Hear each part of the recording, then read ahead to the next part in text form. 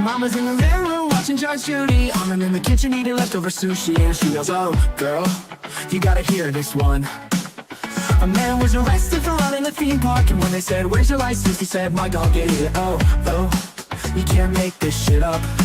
Sometimes I wonder if life's just one big cosmic joke. It's like she's on a Reddit, reading r/funny lawsuits, yelling from the couch. As she sips on a Prosecco, makes fun of all the weirdos, and then I hear her shout. It's like she's on a Reddit, reading r/funny lawsuits, yelling from the couch. As she sips on a Prosecco, makes fun of all the weirdos, and then I hear her shout, "Girl, you gotta hear this one." Mama loves to laugh at how absurd life is, says it's all a comedy and I'm her audience. And I love the way she makes fun of the world. She said, "You'll never guess who with their girlfriend. It was a man who didn't get us out of the bed. He said, I've been through hell and now I need some help. You just can't make this shit up. You just can't make this shit up." Sometimes I wonder if life's just one big cosmic joke. It's like she's on a Reddit, reading r/funny lawsuits, yelling from the couch. As she sips on a Prosecco, makes fun of all the weirdos, and then I hear her shout. It's like she's on a Reddit, reading r/funny lawsuits, yelling from the couch. As she sips on a Prosecco, makes fun of all the weirdos, and then I hear her shout, "Girl, you gotta hear this one."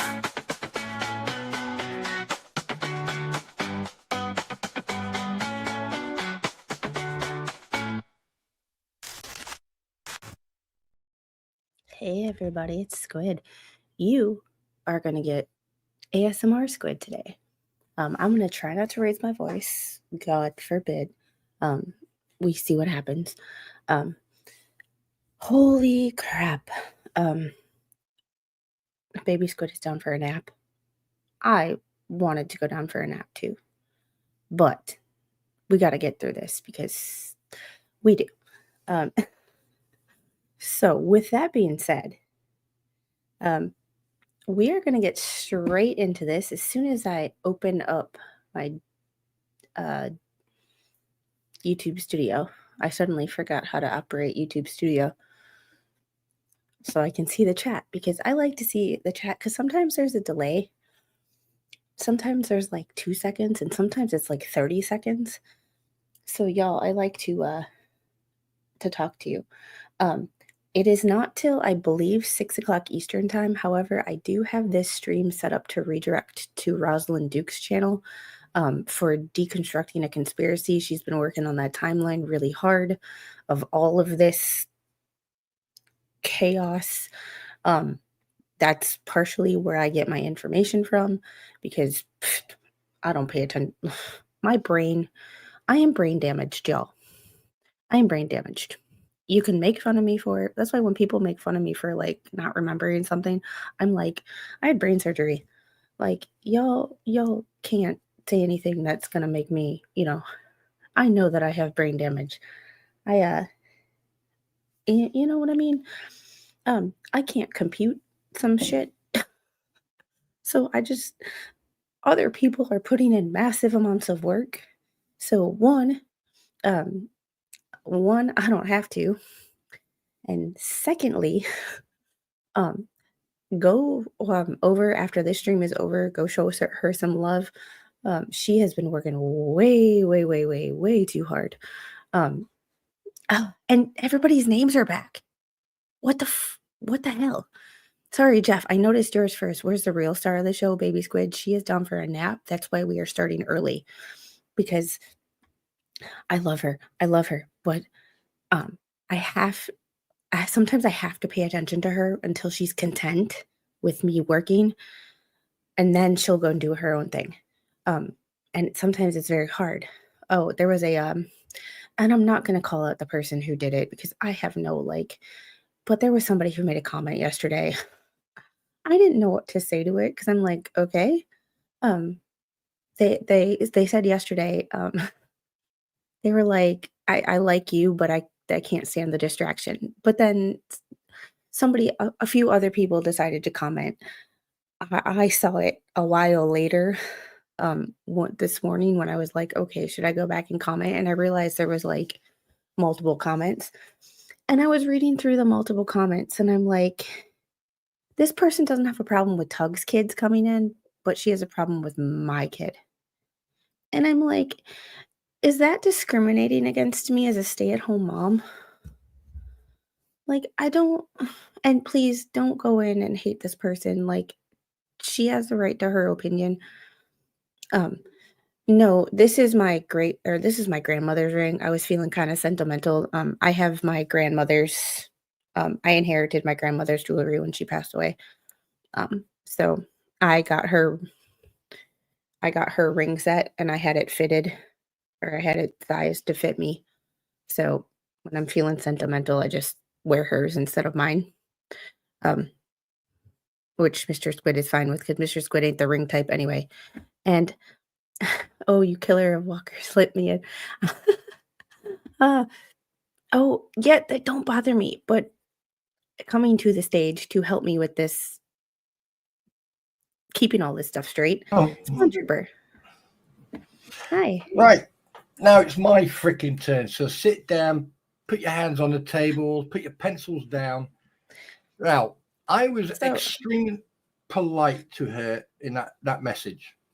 Very polite. and I don't want to get into it. I just when I'm talking about it, I don't want to, and I know No, you no, no, weren't no, being. no. What I'm trying to say is hello, everybody. First of all, hi there, Squid. How's it hanging?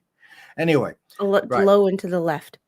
Really too much information. Anyway, so at the end, here's the way I see it.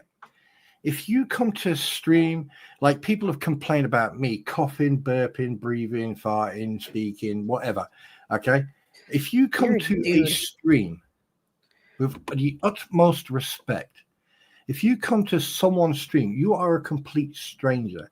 If there is background noise or if there is activities going on while the host or the creator is doing their stream, it is part and parcel of that platform, that stream, that person. Okay. And if you don't like it, no one forces you to sit there and put yourself through that. I don't mind. I find it quite cute actually when the two girls are together and and I just want to preface this with FYI, I'm not mad at this person. That's why I'm not, if it's a hater comment, like a genuine hater comment, you all know that I will screenshot that shit and put that person's shit up here. I don't want to. Do not, if that comment is still there, I don't know if it's been deleted. I don't know if it's still there. I haven't checked. But I just want to let everybody in chat know, if that comment is still there, please don't, if you go and look for it and read the comments to see what I'm talking about, do not I just hate on her.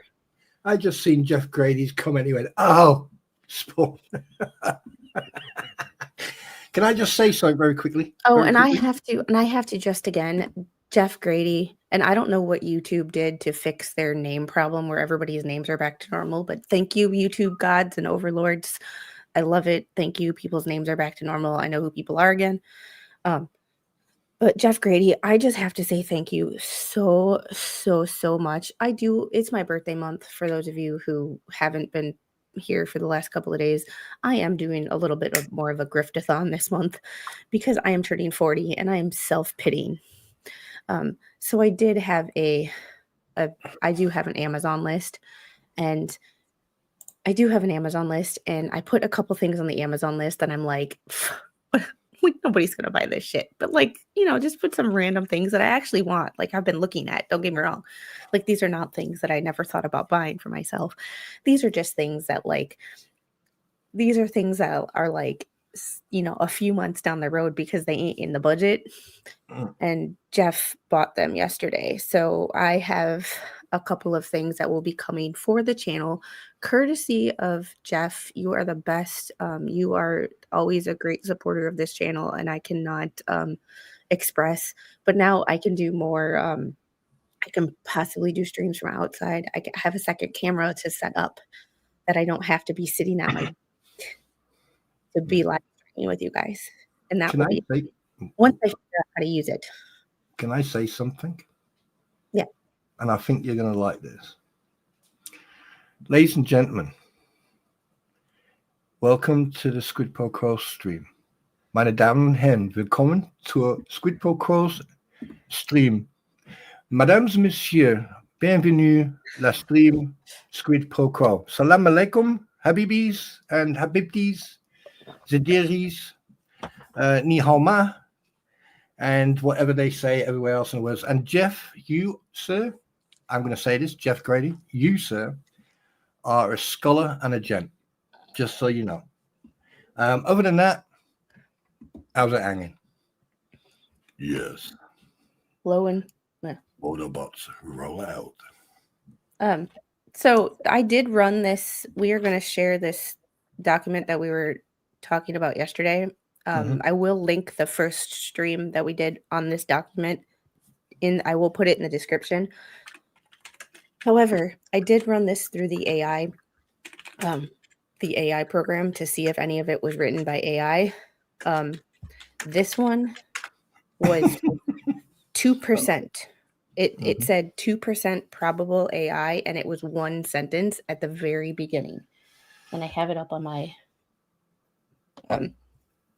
sorry, I got up at 4:00 again this morning. So you can ask Ammo. I was messaging her while I was on the treadmill this morning at like 6 a.m.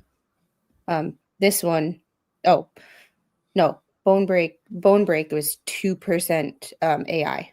So I have an AI detection report, and this is kind of what it looks like.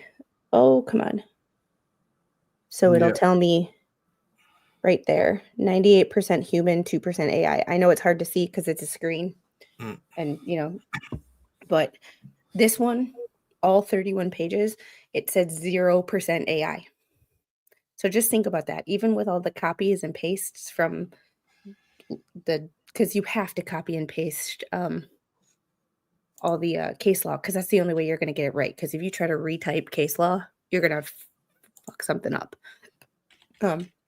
So that was 0% AI. This was 2%. So we will get more into the AI stuff on next Tuesday when Spawn and My Pretty and I get together for the Pretty Petty and That Guy show. I haven't quite come up with a name for that. I was thinking about that this morning. I was like, why do I have to be there? Why can't they say, and the guy and the gentleman? Pretty Petty and Spawn show. Well, it's not really, I mean, no. Well, you should see Pretty and Petty and Luggage. Pretty Petty and the Baggage. The baggage. Fuck off. Do you know, it's funny, it's, when you were going through, oh my God, I got scratched from it. When you were going through this, one thing I've started doing, I've actually taken a couple of documents that I've actually got from the court documents, and I actually put them through, and I'm not going to say who it is. I'm not going to point the finger at them. But I can tell you one thing right now, some of them have been fully written by AI. It's like an 92% or 90%. And guys, you can stop with this the sheep shagging. It's getting old now. It's getting boring. Well, I've been, and y'all just, that guy, Pretty and Petty. It's My Pretty, Squid is Petty, and then Spawn. So, why do I? But anyway, we've been discussing it, and I have this program that I paid. It's $21 a month, where it was like $150 for the year, I think. So I just freaking paid for the year because I'm like, I know I'm going to use this crap. But there's a whole bunch of things, and one of it is an AI detector. So I upload a file and I wait for it to detect AI. And some of them I'm getting like 2%, and sometimes you're going to get 2%. So you touch the same thing over and over again. Okay, it might be seen as AI, or you have poor grammar, it might be seen as AI. But it's when you get to like 70, 80, 90% AI that you're like, there's some shady business going on here. So I'm curious to see where that goes. But I've started running some documents. We're gonna finish next week with the bankruptcy, hopefully finish with the bankruptcy, and then get started on federal too, because those documents are the most controversial because they're the most pro se documents, or pro se litigants. Is the better word for it. Oh, and by the way, shout out to not like he will ever see this, but if any of y'all watch Lead Attorney, not that your videos are boring, because they're never boring, sir. However, Lead Attorney, you put my daughter to sleep today, so sir, I have to not like Lead Attorney will ever see this, but if any of y'all watch him, give him a big thanks for me. Chemo Hood is back up and working, so round 4 of chemo is next week. Oh, Roy, bless your wife. But I took off my necklace, so I don't have my pearls or cross, just, All right, so we are going to get back started with this, and now every new document I will be running AI when I read through it. Can I just interject and ask a quick question? Of course, because I want to get to the super chat before we we start anyway. The question I've got, over in America, do the courts or do the clerks and everything, do they actually put all these documents through some sort of like detection program to see if it was written by the individuals or if it was used by AI? Because I've heard that you can use Grammarly and other programs to help you with the grammar and spelling. I mean, I keep on getting chased by the GASPD all the time on Facebook. But I was just wondering, does that happen? Not typically. However, if y'all follow Law Talk with Mike, he did talk about a case where a judge caught a lawyer on one of his streams. A judge caught a lawyer using AI. So I don't remember how I started watching it and got sidetracked. And by the time I came back to it, it was like autoplay had gone on. It was on the next video, and I never went back and rewatched the rest of it. So I don't know exactly what happened, the entire situation. So I cannot speak to the details. But it was sent to me, and it was sent to me, and it's a good, because I subscribe to Law Talk with Mike. However, it's one of those things of, y'all saw the other day where my, like, what comes up on my stream, my For You page, whatever, on YouTube, when I open up my YouTube page, if it ain't on there, I generally don't have the time, energy, or effort to go searching. I'm lazy when it comes to YouTube. I'm like, if it's not up there, or one of the 3 or 4 people that are in the top of like my subscriptions list, I don't go searching unless it's somebody like, hey, this person is going live, check this out. And then I will go, like, like if one of my friends texts me and like, hey, have you seen this video? No, go check it out. Here's the link. And then I will go watch that video. But other than that. Because the reason I'm asking is because, like, a lot of these let me rewind on that.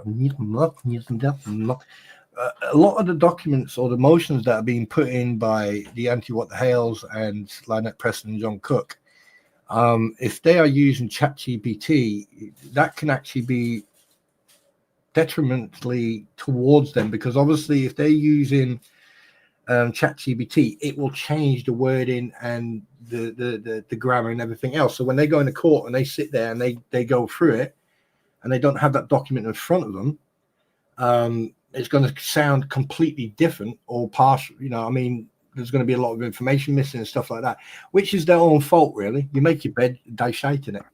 You lay in it. So I was just wondering about that because I've noticed a lot of discrepancies in some of the motions. Malin Squid, you are some sort of sister to me, same lazy. Yeah, it's not like it's more like if I'm gonna take it's not a I can't describe it as like a lazy because I will do it for the right things, but it's like if it's not on the forefront of my brain, I generally don't go searching, which is one of the reasons that I don't pay attention to the BS in all of this stuff because I have to go search for it. And Lord knows I ain't got the damn time. Like I've been running errands all day. And it's like I got up at 4 o'clock this morning and I've still been moving all day. Like, Killing the yeah. spiders. Oh yeah, Spidergate. For those of you who have been with me long enough to remember when I got a new car, my car has like 2,400 miles on it. So not a lot. My car was going to wash it one day, opened up the door. There was a freaking brown widow spider. And if you don't know what a brown widow spider is, it looks like a brown recluse, but it's got that ugly red dot like a black widow. It's not the skin, it's not the skin eating or the flesh eating like a brown recluse. It's a venom. Not as potent as a black widow. But still, I don't feel like getting a venomous spider bite or my 3-year-old getting a venomous spider bite. Well, I took care of that one. Mr. Squid had them come out because we get pest guys. I live in South Georgia. Like I live in Southeast Georgia, y'all. We get bugs. I live in the South. Bugs are like, I'm like Florida without the beaches. Like it's like Florida without the fun. So we get the palmetto bugs and, you know, the ants and the spiders and all of that and the snakes and all that fun shit. We get gators around here too. There's gators in the pond down the street. But that's neither here nor there. I'm outside today. I'm just taking the trash out, you know, like normal, getting my water bottle out of the car. And all of a sudden I see something move where the edge of the garage is, you know, that little, where 2 pieces of siding meet, there's that little edging. There's a little edging strip. There's something moving in there. And I'm like, oh crap, it's a spider. So I'm going to go get this stuff. This spider is this freaking big. The body is this big. The legs are, you know, small body, really long legs, with a big ass red dot on its belly. And what looks like a really big egg sac on its back. And 2 more egg sacs in the thing. So I managed to kill this. Like I have to spray what I feel like is half a bottle of bug spray to kill this damn thing. Yeah, I'm a spider unaliver. But Mr. Squid had just messaged me and said, by the way, they're coming out to do their quarterly spray on Monday. And I was like, so I just killed another one of those brown widows. Spidergate. It's my house is Spidergate. And like that's now the I used to have shit all the time. Like I had a small lizard in my kitchen, in my, not this house, but in my first house when I lived down here, on my pantry door. The second house we lived in, I had a mouse in my nightstand drawer. Like I used to do, we had a snake in the air conditioner. When I lived up in Wisconsin, I had a wasp's nest in the air conditioning unit, so I had wasps buzzing around my house. I have a problem with weird wildlife and critters. I don't like them, but they like me. I almost blew up my car. I was kind of the person who wanted to be like, nope. Well, I had a hornet in the conservatory, and me and that hornet had a conversation, and unfortunately the hornet lost that argument, and that freaking thing had its own fucking zip code. It was I don't know what type of hornet it was, but there's one hornet in the whole of the UK you cannot kill it. It's against the law to kill it. And Cynthia, she says she remembers that mouse. Oh, when we were packing up, we had glue traps places. When we were packing, Mr. Squid was packing the chemicals because I never wanted to reach in the back of our cabinets because they were so old and grungy. And he pulled one out and he was like, I wonder how long this has been there. But I thought my house was haunted because I thought I saw something move across the floor. And I was like, I swear I saw something. I kept seeing something out of the corner of my eye. He never saw shit until he walked in the closet one day and he was like, Yep. so I found your little friend. See? We had a whole family. All right, we're going to get into this. We're going to get into this. This is where we left off yesterday. I highlighted where we left off because it was very, very important. So we're going to start at this paragraph, but I'm going to re-highlight the highlighted part and emphasize it because it's very important for all YouTubers, not just ones who are being sued, not just ones who are suing somebody. This is important for every person who has a monetized YouTube channel in general, or this is general life advice. Proximate cause requirement. Proximate cause requirement for statutory standing generally bars suits for alleged harm that is too remote from the defendant's unlawful conduct.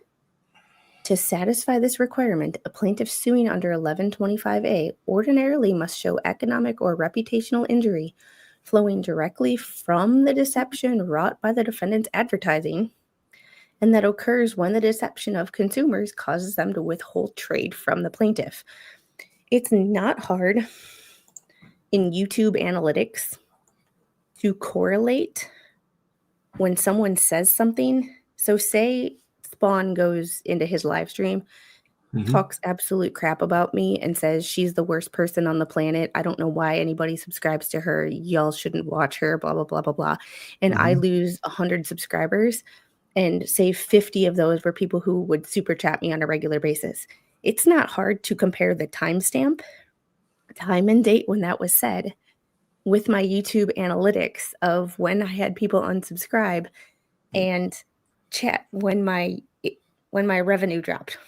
And I believe that is a shit ton of the evidence that Jeremy has is YouTube analytics. You can see exactly when people unsubscribe, the dates, everything. I mean, last year, if I can remember correctly, at one point last year, it was early when it all started off, you know, when me and when I invited Bruce Matskin for a dance of tango. I did notice there was a big deal about you know, some supporters of Jeremy Hale's pointing out that he was losing subscribers, and I looked at it and I went, oh crap, yeah, he is. But at that time I really didn't know that much about it because I wasn't live streaming, so I was just using YouTube as to dump videos from gaming and that. So I learned quite a lot off a few people, and I didn't realize how much character assassination could affect someone's income platform. But character assassination is everything because YouTube, it's kind of like reputation is everything. Because if people don't like your personality, they're not going to watch you. And if they don't watch you, you don't get that ad revenue. And if you don't get that ad revenue, there goes your income. That's why, as Slug says, never rely on YouTube as your only source of income. Yeah, I mean, some people have made it their income and they've achieved that. But the thing is, at the same time, like when you got people, you know, saying, "Oh, that guy's," you know, or that woman, or that person, that this, that. At the same time, if the other individual is sitting on their platform and they're not doing, how can I put this? Like, I've seen both sides. And one side, you get factual proof, you get receipts, you get documentation, you get screenshots, you get explanations, you get personal view, you get legal responses. Like, you know, there's only, like last year I said, I doubt very much that he would just go on his platform and say these things without getting legal advice. Can you remember that? Yeah, and you've said that more than once. Yeah. And there's a big difference. And I'm not like playing, you know, I'm right on the fence here. Jeremy Hale's, everything he has said and everything he has shown is factual. And I doubt, I will stick to this comment, this opinion. I doubt very much he would come on without speaking to his legal representation first and saying, hey, can I say this, this, and this? No, you can't. You can't say that. You can say that, but you can't say that. Fine. And the amount of times Jeremy last year, and when it all started, the amount of times he shot across people's bows just to leave him alone it was its own phenomenon. And if you look at it's just one of those things of like, you can tell who has thought out, and I'm sure there's a reason why Jeremy, and everybody has their personal preference on how they like to do things, but there's a reason that Jeremy records his videos and doesn't do all lives. One, because it's really hard to do a live in a storage unit, but secondly, lives, if you are pre-recorded videos, if you say something and you're like, oh, my lawyer told me I shouldn't say that, you can edit that shit out. I'm pretty sure he goes over even after his videos are edited, he still goes over them and he's like, well, maybe we should take this out because I shouldn't have said that, or we shouldn't have done this, to make sure that he covers his ass. And don't forget, excuse me a second. 1 sec. Oh, and I'm just going to get to Chris. Thanks for the 10-pound super chat towards a nice birthday. Thank you. And here's trying these headphones out. These are a gift from Papa Squid. His retirement gets me gifts. I don't know how that works, but. And then Sir Frank Otter, thank you for being a member for 9 months. Well, looky here. I have a button. Keep being you. Thank you. I am going to say this, and I'm going to say it very quickly. So, right, here's the thing. Okay, like the fact that he's been losing subscribers because of the fact that the anti-what the hell's ecosystem have been attacking him on every angle, right?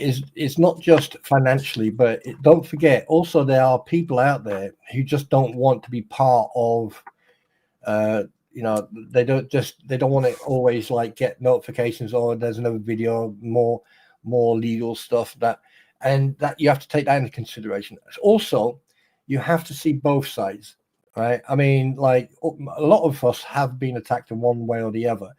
And it's your choice to ignore it. And it's their choice to make, to berate and do what they want, because at the end of the day, karma usually comes back to bite them in the backside. Now, when it comes to what Jeremy Hales and when it comes to the anti-what the hell's ecosystem, like I said from the get-go, this wasn't about Lynette Preston and John Cook. They used Lynette Preston and John Cook as a platform to be able to attack and go after Jeremy Hales on a personal level, on a character assassination level, and also on a discreditation level. And they've done it to such a point where multiple people are covering this, and you've got multiple different opinions and insights about what's going on. Oh, shut up, you habits eating git. I love UK insults between countries. It's quite fun to look at. Well, the thing is, it's just jealousy, because up in Scotland they don't have sheep, they have cows. We have both. Anyway, we're gonna get. And I'm sorry, y'all, if I am not reading all of your comments, but the ones that I see that I think are important to note, I am bringing up on the stream. So I do agree with the fact that Jeremy has cleared things with his legal team, but I also think that's why it's important to record videos too and not do 7-hour live streams, because, on a live stream, you can say something and then go, oh shit, I probably shouldn't have said that. But by then it's too late. Yeah. And just for the record, Ninja, I was born and bred there and grew up somewhere else. Hence why. The reason she said it was because she set up here. She made a comment. Here's one, Pretty Petty and the Punisher. She goes, I looked one up in that Aussie slang dictionary. And then she goes, oh crap, you're Welsh. G'day, Sheila. What's your favorite color, Blue? So that's why she pointed out that you're Welsh, is because she was like, oh crap. I love it when people try to insult me and try to, call, But let me just She make one wasn't thing clear. trying to insult you. She No, no, came up no, with a no. show I'm not name. talking. No, stop. Don't jump ahead. I'm not talking about her in general. People want to mock me because I'm Welsh. But here's the thing, ladies and gentlemen, before we carry on with this document, let me make something absolutely crystal clear. I cannot be blamed or be used as a target just because I can walk into a field anywhere in the world with sheep. And if there's a minimum of 5 sheep, it's a community center. More than 10, happy days. Okay. And if there's electric fence, even better. All right. So there you go. Have you ever had the opportunity to interact with the Welsh lady or seen her on a stream with anybody? Yes, I She goes have. on she But goes the on thing is, Shizzy sometimes, and I think she goes on Friday Night Live with the experts sometimes. She sounds more Welsh than you. well, of course 'Cause she does, I because she's I lived there. love her. I love her, and sometimes Mm. I'm like, "Huh? Yeah, the What?" thing, here's the difference. Here's the difference. When you're born and bred and then you move to different places on this planet, right, you're going to lose you're going to lose your dialect, your accent. And because I lived in various different places, obviously, at some point, especially when you're younger, you're going to lose the accent.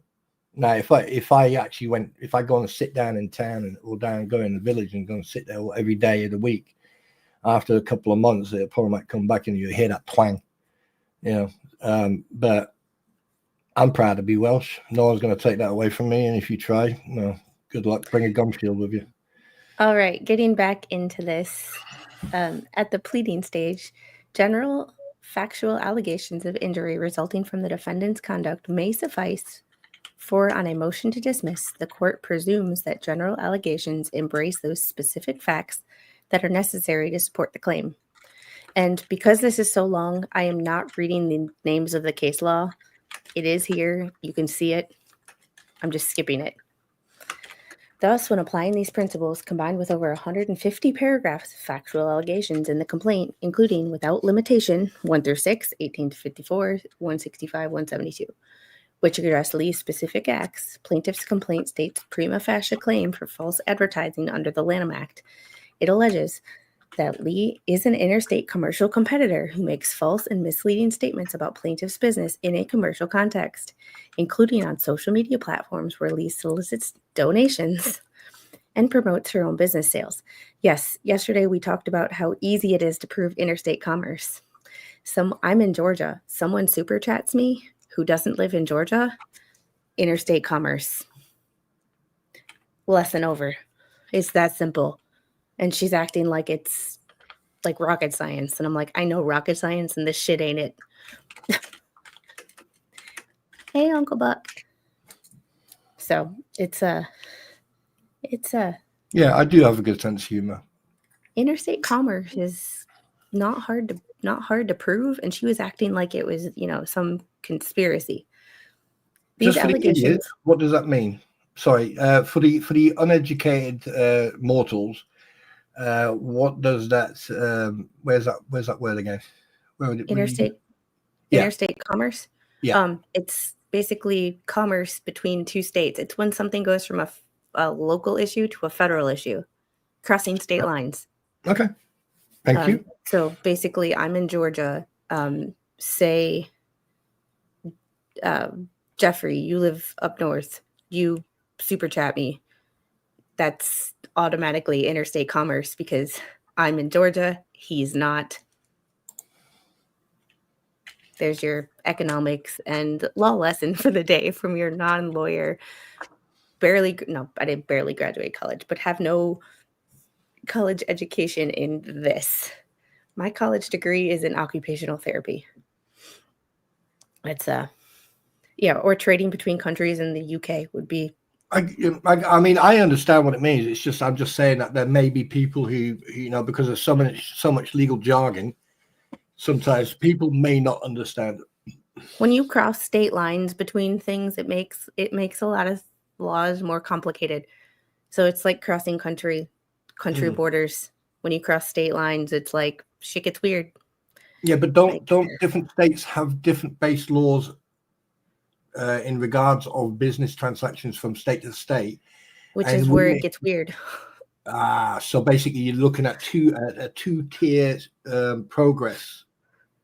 Is that right? It's like going from let's see, Czech Republic to Germany, or Right. Austria to Germany. Yes, you can cross the lines. Yes, it's all the EU, but at the same time, different laws.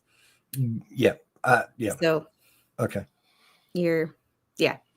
And Ong Hero, thank you for the 10 gifted Squid Pro Quo memberships. I appreciate you so much. Yes. Howdy Squid, howdy y'all just arriving. I'm sorely behind in my What the HALE saga. I'm not up to date in the least. Did I only hear a little bit on the taking kids debauchery? They're awful. They're deranged. Yeah. I was given a little update by a couple people on like in my DMs about what happened with that. I still don't understand it. All I know is it's crappy people. And when someone has threatened CPS on me, I got highly pissed off. I can't imagine and I don't want to know what it's like to actually I cannot imagine how pissed off Tug is. Because just the threat made me go file a police report. Like, I can't imagine and it's not the first time it's happened.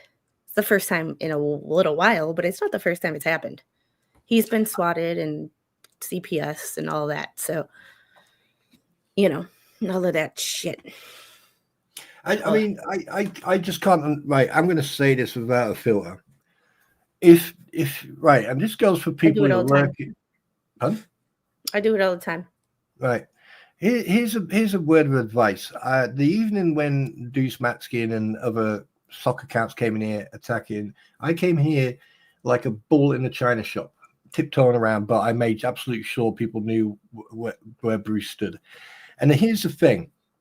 If you're going to sit behind a computer and act all tough and mighty, and then call authorities in and basically lie for your teeth, right? Personally, I think these people should go to jail just for the fact that they actually did that, and then afterwards, when you sue them, right, they go to jail again, because that can because like we know.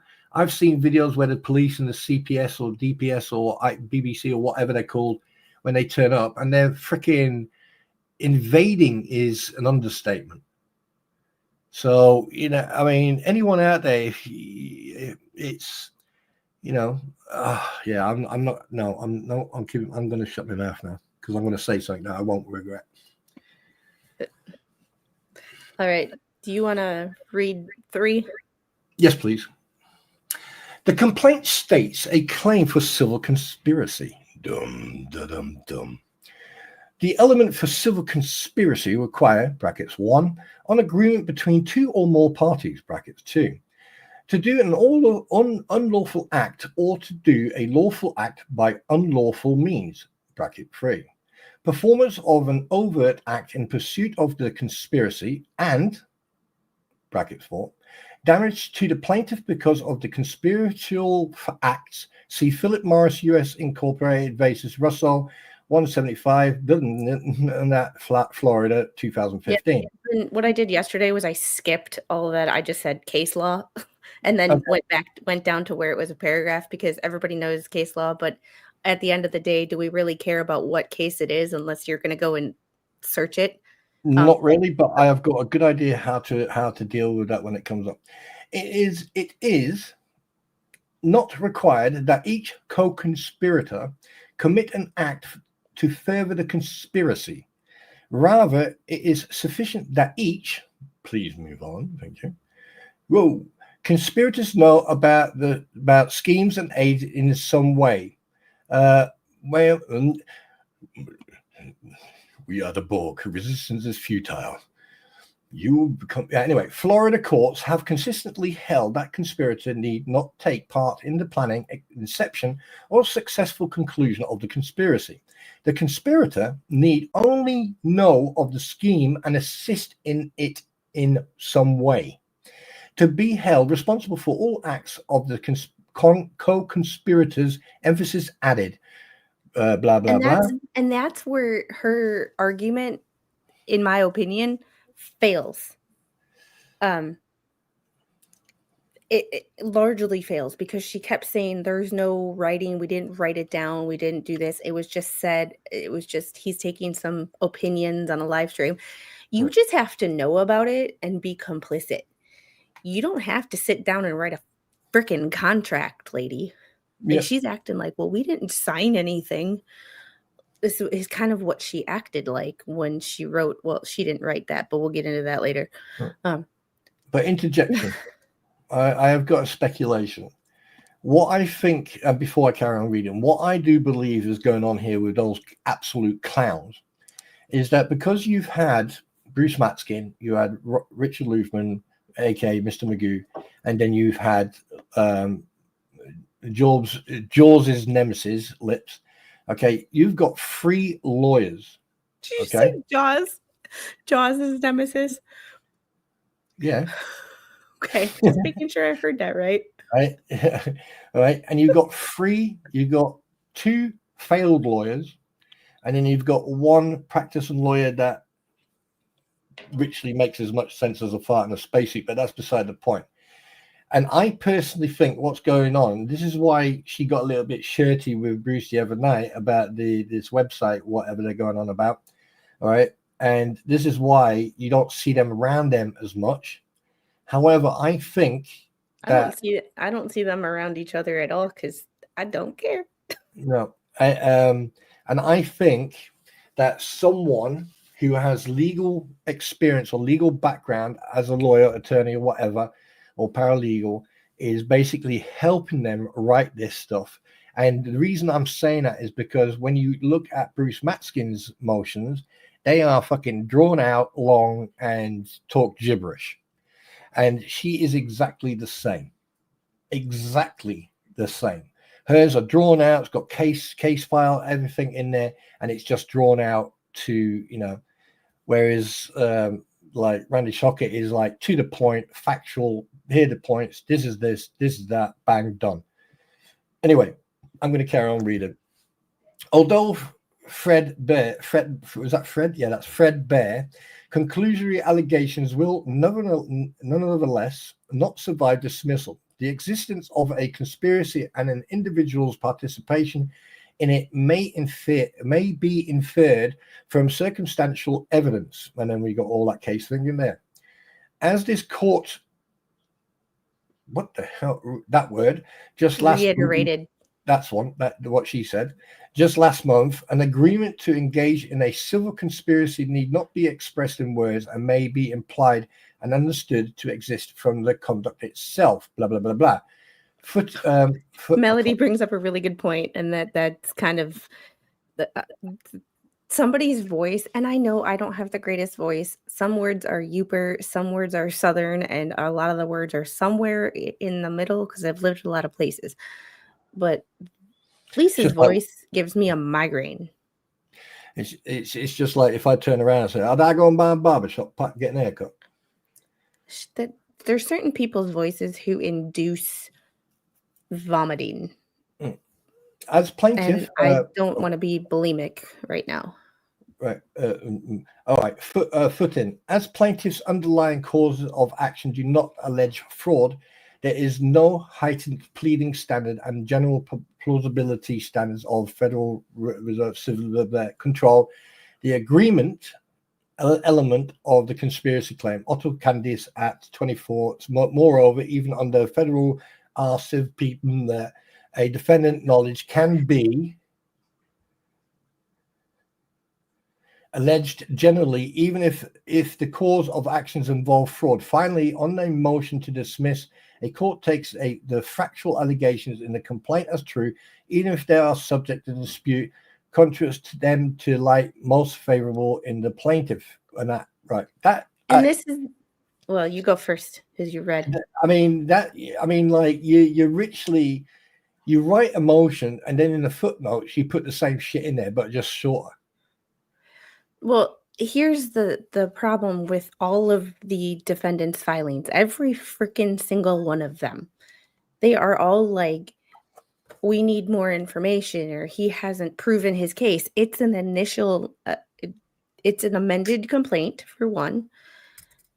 And this right here. factual allegations in the complaint as true Mhm. and construes them in the light most favorable to the plaintiff. That's all you need in a civil case. This is not criminal where you need reasonable doubt and beyond a reasonable doubt, and we need this and you need this and you need this in order to proceed, blah blah blah. There's different things, and I feel like a lot of people take what they know from criminal trials, because criminal is pretty much all we hear about in the news. We really don't hear about any civil. You But just hear this person got arrested for this. This person got arrested for this.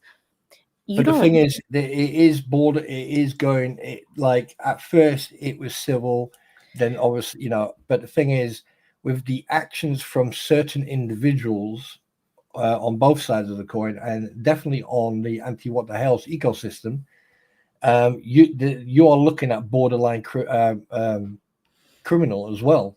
Because Well, yes, but right now you have to take that completely out of the yeah, equation and just focus on this yeah, and this absolutely, yeah.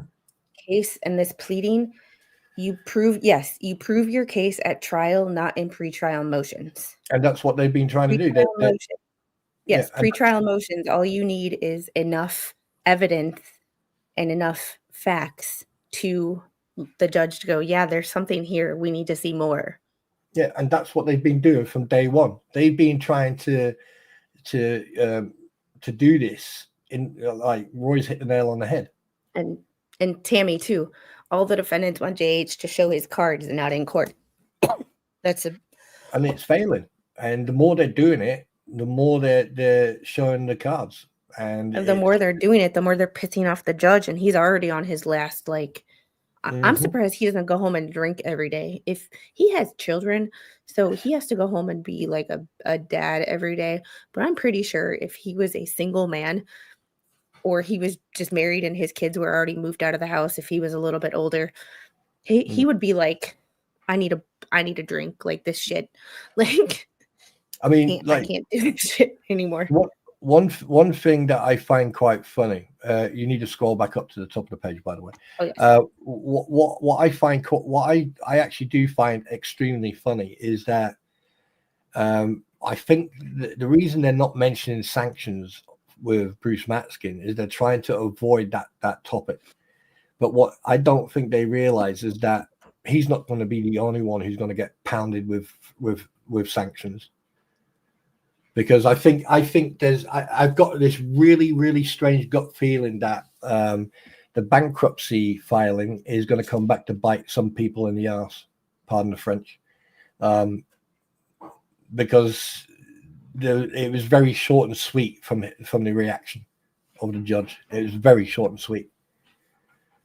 Yeah. Yeah. And especially that comment from what was her job again? The assessor? Was it the assessor? The trustee. The trustee. For someone to write something like that and the way, and yeah, that's yeah. I've got a gut feeling something's gonna come from that. Do you want me to carry on reading? Yes, just hold on. I'm going to open up the document for the trustee. She literally asked for her to be discharged as trustee. And that's kind of the last, let me out of this. Please let me not have to do this. Yeah. I mean, wait a minute. I'm just trying to find something here because I've got something here that you may like. No, it's not that one. So, Malin, I don't think Randy has done it yet. Somebody brought up a good point yesterday, that the judge wrote an order that he has to update them every so often. So technically, he's not required to update them until that specific date. And that is in federal one. He's had to write he's had deadlines to write these responses for federal two. I think he was more worried about this than he was about a failed bankruptcy because they were expecting that to take months. So they kind of set that aside. I'm pretty sure they're in the midst of writing something up, but also Jeremy had another lawyer for that too. So I'm pretty sure they're talking to them to figure out what exactly can be done. because remember, Jeremy is technically a creditor. So when you file for bankruptcy and then you dismiss it, I'm wondering if Jeremy has any recourse as a creditor or any of her other creditors as well. I don't know bankruptcy law. I have a book on it, or I saw a book on it pop up on my Audible. I haven't bought it. I haven't read it. So yeah, the trial on Fed 1 was August 25th. So but so what had happened was Jeremy's required to update the judge in Fed 1 every so often. I'm sure he's had to get this stuff done. This stuff had a deadline. That stuff has a deadline, but it has a deadline a little bit farther. So I'm pretty sure this was way more important than that. So that might be the next set of documents. I'm actually going and checking Pacer now. But yeah, she did refile for bankruptcy today. Let's see if it's... Because I thought the deadline was last Friday. I don't know. Just a quick one. I just noticed. Just before I read that, it's the conspiracy. All right, I'll read it, and then I've got something here that I want to read. Oh out. Yes.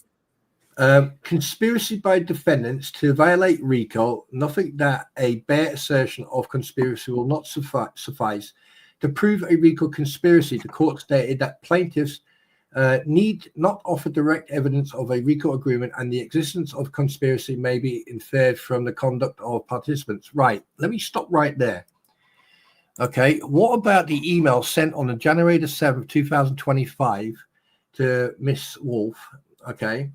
By Bruce Matskin. That there comes under RICO, right? So 50, number 50, sections 914-22 and 914-23. 23, relating to tampering with or harassing a witness, victim, or informant, and retaliation against a witness, victim, or informant. Okay, that's not a conspiracy. That is fact. And let's put it this way: the anti-what the hales have done that quite a lot to multiple people in regard, who have direct contact with Jeremy Hales. Do you want to keep reading? There Yes. isn't a time limit to refile bankruptcy. It's a new filing with all new fees and costs. It's under the same case number though. So that's where I was like, I know you can always file a new case, but it's technically under the same case file. Yeah, but here's the problem. If she wants to file a new bankruptcy, she would need to get representation. And I doubt very much that her lizardness has any money. And if she has, it's not going to be enough to pay for a bankruptcy lawyer. And her anyway, lizardness. What? Her lizardness. Yeah. Sorry, if you hear me reference anybody as Mr. Osteoporosis, that's Bone Crusher. Because that's what I started calling him, because Bonebrake sounds weird. Bone Crusher is just, but Bonebrake and Bone Crusher just sound like osteoporosis to me. Well, I mean, if she wants money for the RV, Barbara, then she may as well ask Mr. Volp, aka Skeletor, aka hello you guys, because he's got a grift going on, which is interesting. But anyway, we're digressing. So yes, if you want to hear about the grift that apparently not a lot of people knew about, because I didn't know about it, but I didn't know about shit. Check out Spawn's live stream from like last night. 9 o'clock last night, 9 o'clock Eastern time last night. He goes into it then. However, yes. We need to get through this so we can get through Osteoporosis's response, or the response to Osteoban, and then we can get through the 14 pages of this wonderful fun shit. Yes, ma'am. But while you are reading, I'm going to run this through a AI checker. Right. Well, scroll it up, please. Up to the plaintiff in Otto Candies. Keep going. Yep, that'll do. Right. Anyway, thank you very much. Right. The plaintiffs in Otto Candies pleaded 6 factors to allege that Citigroup agreed to conspire with OSA to engage in a pattern of racketeering activity. 1. Citigroup and what the fuck's this got to do? Anyway, Citigroup and OSA business relationship. 2. Their mutual financial gain from the racketeering activity. What the? Their joint fraudulent misrepresentation and omissions. Their dependencies on each other's fraudulent conduct to prolong the scheme. Don't do that. You distracted me. I'm just watching that freaking thing go all over. Shit, where was I? Oh, there. Citigroup, if you're lost, can I get to these 2 things real quick? Go for it. I know where I am now.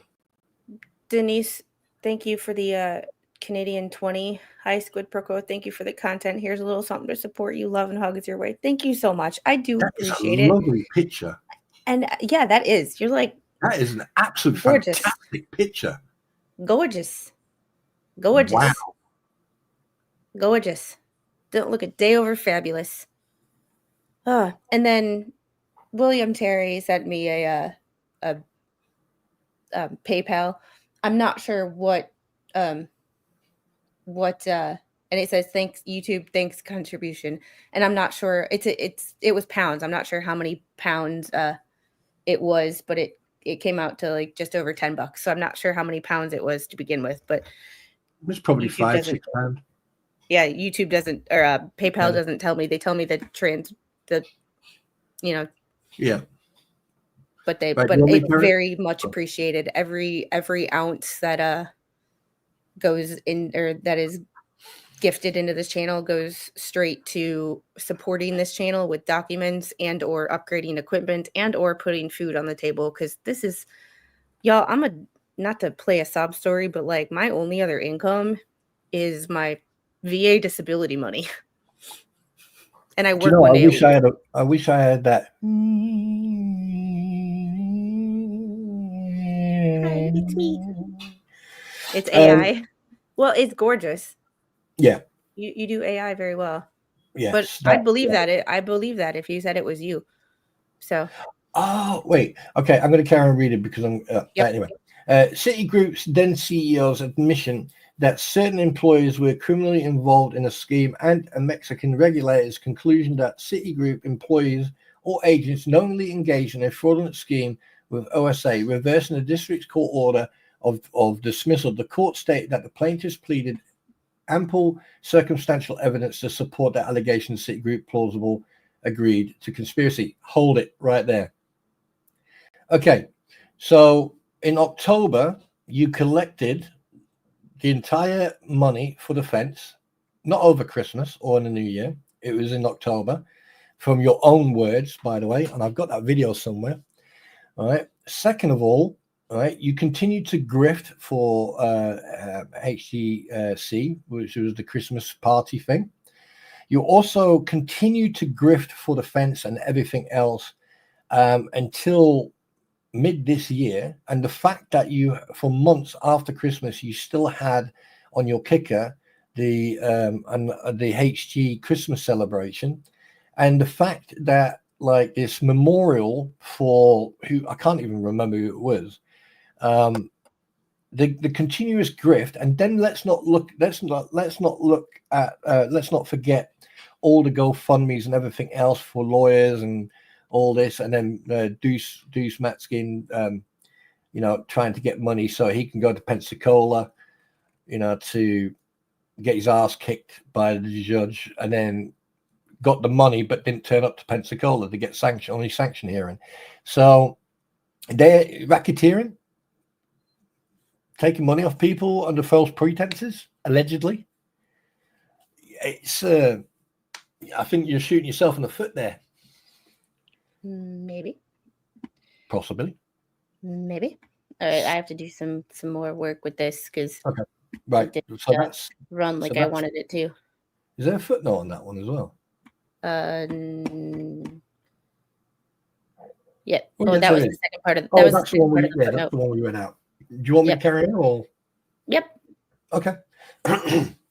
Although ample circumstantial evidence is not required here, plaintiffs have alleged sufficient facts to demonstrate that Lee and the other defendants knew of the scheme or destroyed or take down plaintiff's business and ability to earn income, on YouTube. While they deceived consumers into donating money, which they did, in order to assist Preston, which they didn't, but the money is instead being pocketed by Lee in the case that does not even reach Preston. The complaint also alleges insufficient facts demonstrating that Lee assisted in the scheme in some way. He was actually running it the whole time.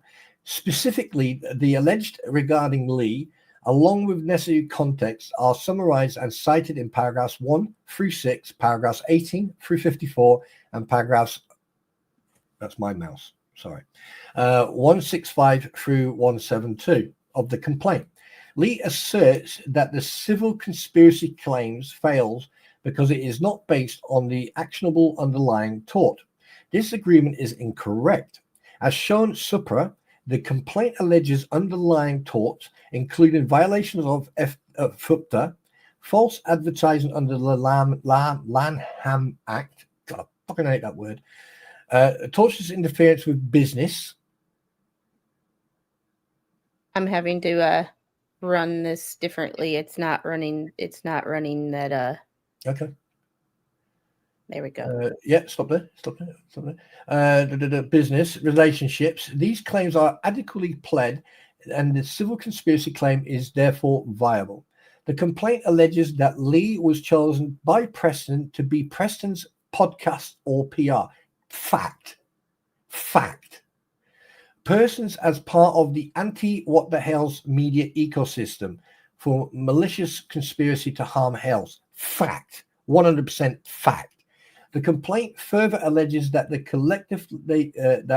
collectively all defendants are engaged in Lee's scheme targeting plaintiff. Fact. These allegations, along with the specific acts contributed to Lee and the other defendants, provide a sufficient factual basis for the legal conclusion that a conspiracy exists. Factual. Lee's argument that HALE does not allege, even in conclusively that Lee and the other defendants possessed any peculiar power. Oh my God! Peculiar power of coercion. Peculiar That's a power sentence. of coercion. Say that shit 10 times fast. Don't even get me going.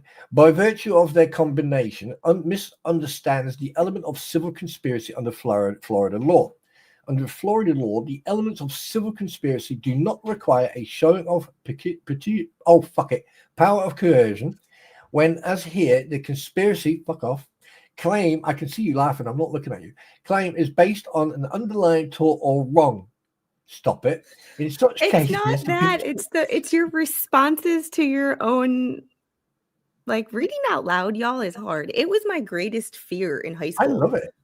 I just yeah, my brain just won't compute. So, greatest fears in life, for those of you who haven't heard my little spiel: public speaking and reading out loud. Go figure. Make it make sense. Right, where was I before you rudely interrupted me? Oh yeah, there you go. Peculiar power, coercion, when, as there is conspiracy claim is based on an underlying tort or wrong. In such cases, the conspiracy is not treated as an independent tort, but rather as a means to hold all conspirators jointly liable for the underlying tortious act. The essential elements of a civil conspiracy in Florida include A, an agreement between two or more parties. B, to do an unlawful act or to do a lawful act by unlawful means. C, the doing of some. Would you stop moving that? My eyes just went. Sorry. It's a talent I have to be able to read it and move it at the same time. No, it's all right. My eyes just went. Anyway, the doing of some overt act in pursuance of the conspiracy, and the headshot. Damage to the plaintiff as a result of the acts done under the conspiracy case law. Plaintiffs have adequately alleged the elements of civil conspiracy. I'll read this next part. Oh, thank God for 'Cause that. we've read this paragraph has been repeated in this 800 times, probably like 6 times in the Mhm. last 20 pages. All right. The complaint states a claim for tortious interference with business relationships. Lee argues that that malice is required for tortious interference, and Hales does not allege facts showing Lee acted with the requisite malice towards any specific business relationship. I can think of like 5 offhand, and I don't even watch their freaking show. Oh, you don't I'm even want to just get me going. like I'm we're not going to talk about it because we'd be here. No. That is a rabbit hole that we could drown in. And we're not sorry, my iPad fell and fell right onto my keyboard. And I lost my page. 24. I know, it happens. Welcome to having a small desk. All right. Lee is wrong. Sorry. I just love this has snark in it, but this is whoever wrote this, whether it be Randy or Doreen. This is remember when things started to get snarky in the unprofessional way when Bruce was still attached to this case? This is how you do snark and throw shade in the most like upstanding with a smile on your face. This is the bless your heart of legal documents. Like, Lee is wrong. Just put it out there. Lee is wrong. In Florida, malice is not a required element to be pled in account for tortious interference with advantageous business relationships.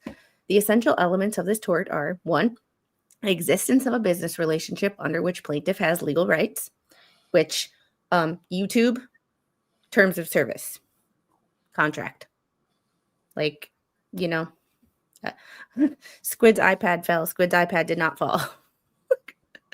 Do you know, can I just say something very quickly? Yeah. Why is it that when Randy writes motions, it makes a lot of sense and it's coherent, but when the others write motions, it's like someone, decided to grab and throw him in an industrial washing machine and put it on spin? Because he's a good writer. And I, as a layperson, if I look at it this way, yes, I have a college degree, but no, my college degree has nothing to do with English, law, accounting, anything like that. My college degree is in a medical and allied health profession. Well, you've got 2 degrees. You've got one in college, that one, and then you've got the other qualification, the degree you've got is in common sense. Oh yeah, the curse word. Yeah, sorry, I swore. This is how, when I look at documents, this is how I judge a good writer or not. Yes, lawyers have the tendency to get way more wordy than the medical field because I only have so much time to put in to each patient before I got to move on with life. If I, as a layperson, can read a document, even as long as it is, and understand what was said without having to constantly go to Google and look up words or look up statutes, and it's clear, it explains it well. Yes, it's redundant, but it has to be. Welcome to the legal world. You need to cover your ass from all sides. I think that's a good writer. If I'm like some of Bruce's documents, I would write them and I'm like, or I would read them and I'm like, what the hell did I just read? And I'd have to read it twice in order to like I would read it on stream and then I would have to, and I'd say things about it and then I'd have to read it again off of stream to understand what the hell he was trying to say. Because it just didn't make any sense. Yeah, and also what I found difficult, I mean, like a lot of people have said that I don't know a lot about US law, but I've learned quite a lot. And one thing I've noticed is that, if you have a bloody good argument and you make a statement of fact, right, you wait until you've made your argument and statement of fact, and then you put the case law in. And, this is where I get a little bit confused. Yes, it's okay to put case law in. But when they were doing it, they were putting there was a lot of copy and paste, because if you look at some of the other documents that are out there, right, you'll see the same case law in different motions. And yeah, and some of it applies, but at the same time, like you can tell when Randy copies and pastes a case, but his formatting, he'll change the formatting Mm, to the formatting that he is using for that document. He doesn't mm. just copy and paste and like that's it. You can tell on some people's documents they are literally copied and pasted and the people don't even bother to format it the same way as their other type, their One other thing text. one thing I can say that Randy and Cole, they deserve a freaking medal after all this. Yeah. All right. So, one, the existence of a business relationship under which plaintiff has legal rights. Don't know about Jeremy's other contracts. However, YouTube terms of service, as an AdSense contract. The defendant's knowledge of the relationship. She knows he's monetized on YouTube. There's the relationship right there, or there's knowledge right there. Intentional and unjust. You don't have to know what all the terms of service and all the contract. She acts like she has to have a copy of the contract in order to know what it, No, you just have to have a knowledge that it exists. And Can I ask you? intentional and yeah. Can I ask a quick question? If people deliberately or tried to go out of their way to disrupt you from, like if you're monetized and they are disrupting it, That's intentional interference with right?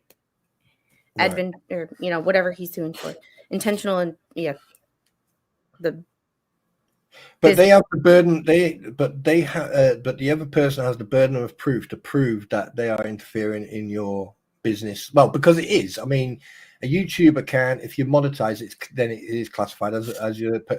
It's my business. It's one of the reasons that I don't talk shit about other YouTubers, whether I love or hate somebody, no matter how big or small they are. Whether it's Mr. Beast or it's the person or it's my pretty with 75 subscribers or whatever she has now.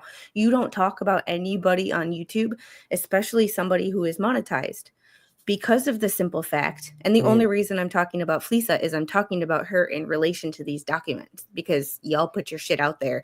I'm going to fucking read it. It's a public document. Sorry about your luck. If you don't want to be read about on a YouTube channel, don't get sued. And also it's public information as well, which is freely available. Yeah, as long as but you use it for here's education. the thing. It's one of the reasons that I tell and I stress that, like, I love, there's certain people I love on YouTube.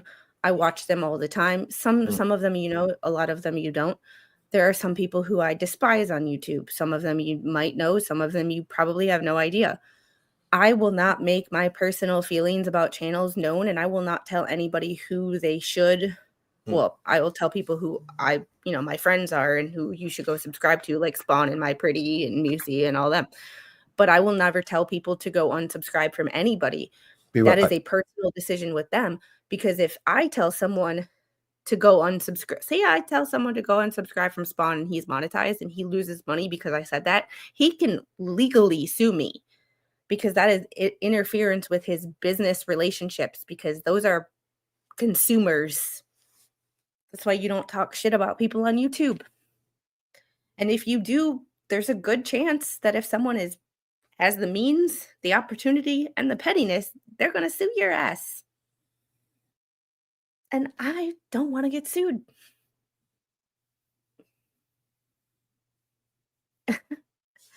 Yes, but come with this, Chris, I am checking everybody's. I'm even checking the judges. I ran this document from Randy, 0% AI. I ran the response to Bone Crusher, Bonebrake, Osteoporosis, whatever you want to call him. And sorry, Can I just say something? That one was.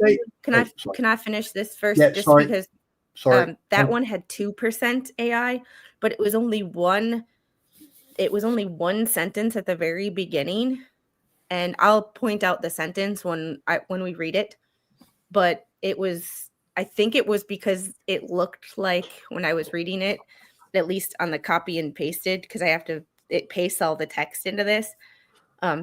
The formatting was a little funky. So I have to look in the actual document now that I saw that if it's the formatting that made it appear like it was AI, but it doesn't seem like anything is. But I'm checking everybody because I'm an equal opportunist. If I'm going to check the defendants, I'm going to check the plaintiff and the judge too, because, you know, who knows? I might run into some interesting shit. The judge might have used AI to write a motion or write an order. Who knows? Mm. I don't discriminate. Mm. I hate everybody equally. That's mine. I'm suing you. Can I just say something very quickly about platforms and stuff? I mean, people obviously know very well that I will go toe to toe with anybody. Don't care who it is. If you come at me, I come back at you twice fold. And Bruce. I don't leave no quarter. I will get my resolve. Now, I am not monetized for many reasons. I've explained it multiple times. I'm not going to go through it again. When I do monetize, things will change on my platform because I will monetize after all this is done. But when it does happen, if this is ever done, if this is ever done, but if it does happen, right, I've had people offer me stuff and I've gone, no, thank you very much. I really appreciate it. But for me to live stream, I enjoy the interaction with you guys. I enjoy the interaction with people I have never met. And over time, I have actually built relationships with people. Look at my pretty squid and Moosey Lady and other people and Marlin, you know, different places on the planet. That's the important part for me. But if you come at me, make sure that when you talk, that you think before you speak, and when you write something, make sure you cross your T's and dot your I's, because I will use your own words and actions against you. It's just funny because the haters go, well, look it up yourself. But then when you look it up yourself, they accuse you of stalking. Mm-hmm. It's so like, and this is the problem with the crampons, with Jabba the Who, with Mr. Magoo, with Skeletor, hello you guys, and with everyone else, okay, is they don't think before they speak. They don't check before they post things. And, you know, over the last year, I have seen so much contradiction, hypocrisy. I mean, they just need to accept their fate, go to court and accept whatever's going to be given to them. I mean, that would be the easiest thing and the cheapest. Well, yeah. All right, let's get back to this. An intentional, because we have 6 pages of this before we have to get into that other one. Okay, I'll shut up now. All right, an intentional and unjustified interference with the relationship by the defendant and damage to the plaintiff as a result of the breach of the relationship, aka loss of money. All this, while malice is not a necessary element to establish a prima facie case, it may be relevant in certain contexts, such as when a qualified privilege is asserted by the defendant, which is not the case here. In such cases, the plaintiff may need to prove malice in order to overcome the privilege. See that? Where there was no evidence that appellee's statements were intentional and calculated to injure appellant's business relationships. Absent a showing of malice, appellee's qualified privilege prevailed, making summary judgment for appellee's proper. Lee argues that the complaint fails to identify specific business relationships or allege intentional interference. In that case, the court held that the complaint need not identify specific contracts with which the defendants allegedly interfered to state a plausible tortious interference claim. Contrary to Lee's assertion, there is no requirement at the pleading stage for a complaint to identify the specific contracts and timeshare owners at issue. You don't need the specifics. Sorry, he doesn't have to show his hand, no matter how many times you bitch about it. Sucks to be you. Maybe you shouldn't talk shit. Maybe you shouldn't have got yourself sued. Maybe when he said, stop doing shit, or I'm going to sue you, you should say, okay, maybe I'll talk about something different. Just make it clear, I don't like you, but I don't want to get sued. How about we just do that? And she couldn't do something as simple as just keep a damn mouth shut. Is that a woman thing?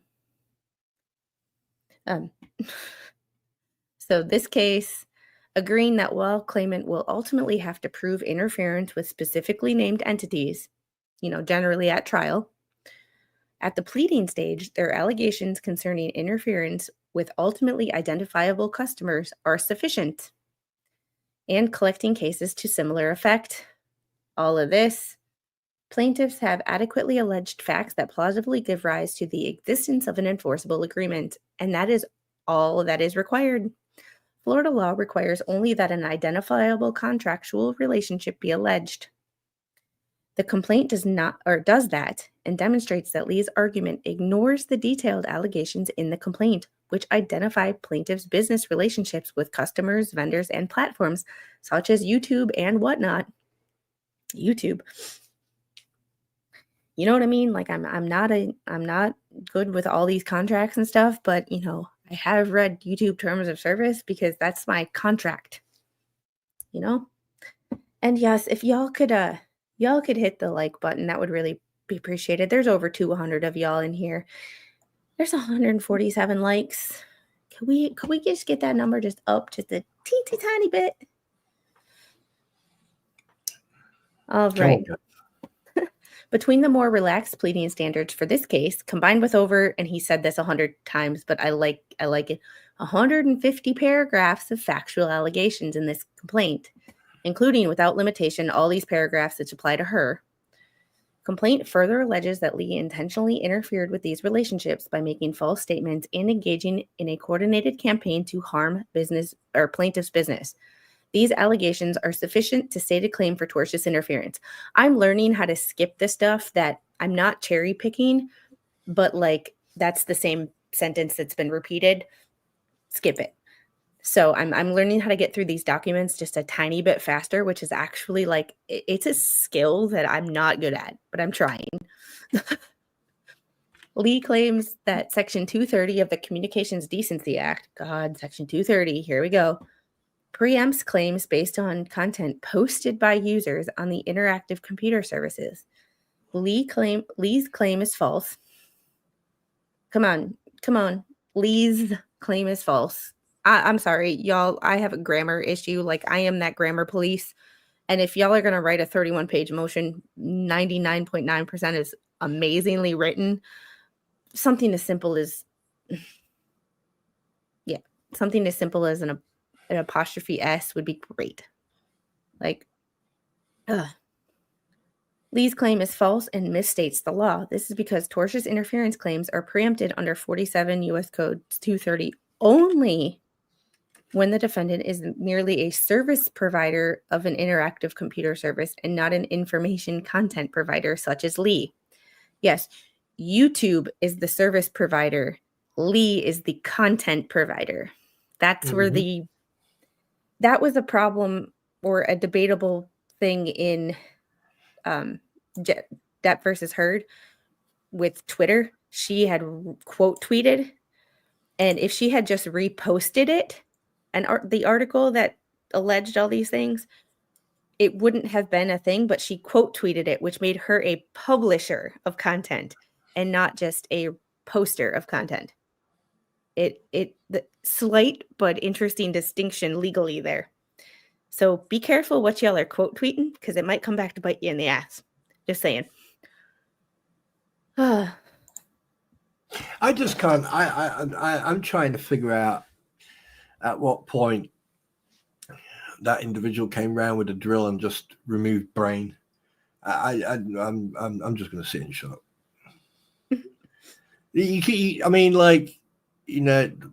Every time when it, no, I'm not going to waste my breath on them. It's. All right, I have a package that was delivered of frozen goods, so I need to go grab that from the front door. So would you like to keep reading? Yeah, I'll read. If you take Lee claims that okay, what so part? We were at 5 Lee's arguments. Okay, all right. Well, I'll wait till you're okay. Lee's arguments regarding protected speech are misplaced. Lee argues that the statements attributed to her are protected under the First Amendment. However, the complaint alleges that Lee made false statements or fact about the plaintiff's business practice and reputation. These statements are not protected speech because they are actionable as shown supra under FUPTA, the Lanham Act, and tortious interference law. And let's be honest. I mean, last year when she was got, I mean, she even came after me, and I just thought it was entertaining, to be honest with you. That stupid freaking human. And she was, and I even said that she was character assassinating Jeremy Hales. And it was just a character. It was just a freaking character assassination, and that's it. All the grift came afterwards. But anyway, let's carry on. God, the complaint contains sufficient factual specificity. That word, fuck it. Anyway, Lee contends that the complaint contains conclusory allegations that lacks factual specificity. Why can't I read today? This argument is without merit.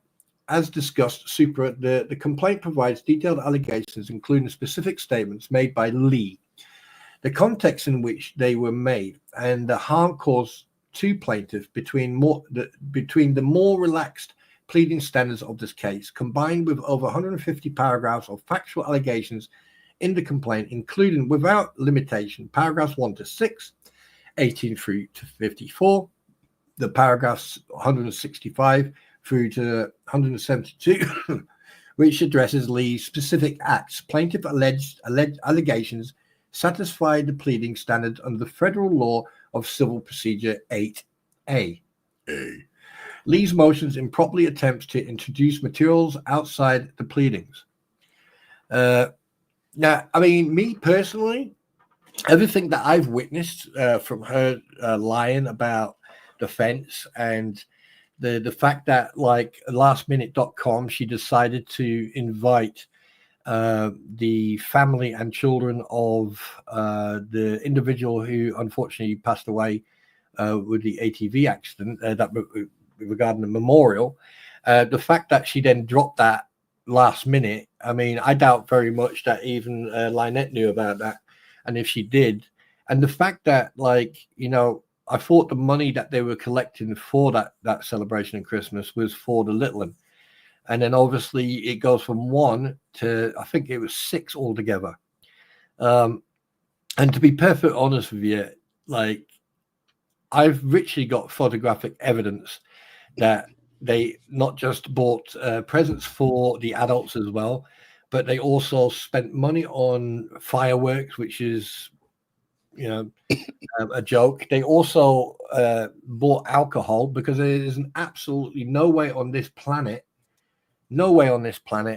that all these adults who were at that Christmas celebration were not drinking. They were. And there's actually 2 boxes. One box you can see clearly, the other box was already burning. And then the fact that not just her, but other people involved themselves in directly and indirectly on Jeremy Hale's businesses, such storage. I mean, we've seen the video of Guapo, aka Andrew Alvarez, trying to provoke Jeremy into fighting him. We've seen the fact that other people jumped on the bandwagon, like John German, who said that Jeremy, ripped him off. However, if you look at the evidence, this is way before ever anyone else covered it. The fact was that the 2 storage lockers, right, were 2 different lockers, and they had 2 different auction IDs. So there's a lot, and I'm not even going to go into Olight and everything else, and the fact that Bruce Matskin contacted Whatnot people and everything else, So yeah, good luck trying to dig yourself out of that hole, Auntie. What the hell's equal? So Chris brings up a good point. I think the Thomas's was a symptom. I think the Good Old Boy Network in the area did not like Jeremy and has been helping behind the scenes. Yeah, and I was actually listening to the radio. Obviously, I was in my car today, but Reba McEntire, if y'all are American and you know Reba McEntire country music, the night the lights went out in Georgia, there's a line in this song that says, "Well, don't trust your soul to no backwoods Southern lawyer." because the judge in the town's got blood stains on his hands. That is perfectly describes DeThomasis and Levy County's judicial system. Can I just point something out? Yep. Timothy, it's not the fact that, you know, that they had fireworks and alcohol. The fact of the matter is that celebration was for the little one, all right? And the fact that they, like, there is, because there's no transparency, receipts, or anything where any of the money went that they grifted, why are they drinking alcohol near an open fire with children around, and then they have fireworks as well? I think Timothy's a smart ass. Usually around here on the 4th of July, when alcohol and fireworks, a house usually gets set on fire. People go to the hospital with stupid injuries because they freaking blew up a firework in their face. He was being a smart ass. No, I mean, I get it, but like, the thing is, I'll be honest with you, when I saw that, I thought, is that relevant? But then I saw the way things were going on, the way the little one got threatened to be put in a shed and everything else, and I'm like going, and some of the people actually had slurred voice, you know, speech, and I was like, well, hang on a minute, you've got what, half a dozen kids around you, and you're doing what, and you're actually behaving worse than the kids. I live in life. And sorry, Sarah, I didn't email you back. We have to set up a time, and I just didn't. I'm going to set up a time where Sarah is going to come on this stream, and we're going to do some art together. So I just haven't figured out a time yet. I get what Timothy's saying, but like, at the end of the day, I to be honest with you, I was in two minds, but I thought, fuck it, there's evidence. Where's the money going? Right there. And we are almost done with this this part. Oh, right. So okay, sorry. Do you want me to carry on? No, I'll do it. Okay. Lee's motion improperly attempts to introduce materials outside the pleadings, and I'm also taking advantage of the fact that Baby Squid is asleep. So I'm kind of like, we got a lot to get through, and I'm taking advantage of the fact that she's not awake, and I can focus on 100% on my streams for once.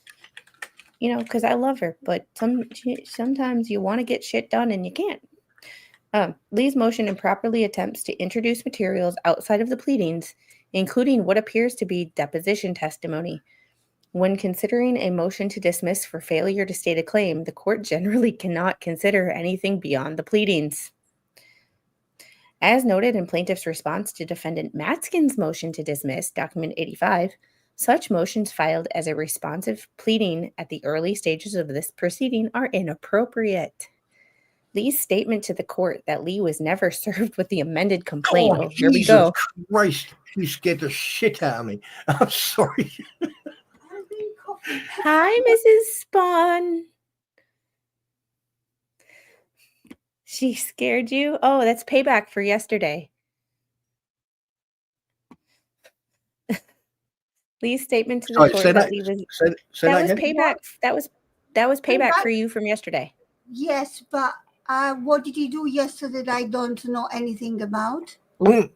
Nothing. Don't worry about it. Carry on as you were. You should be worried. No, don't. You're standing too close to me. I feel in danger. I feel threatened. Come on, hurry up. All right. Oh, my God. Oh, Mrs. Spawn is awesome. She keeps him in check. She's probably the only person who can.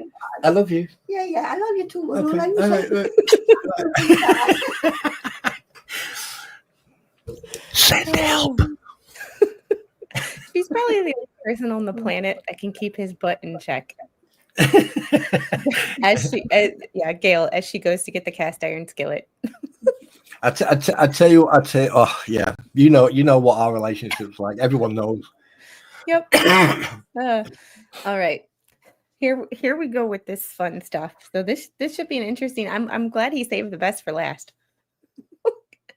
Lee's statement to the court that Lee was never served with the amended complaint is directly false and subject to sanctions.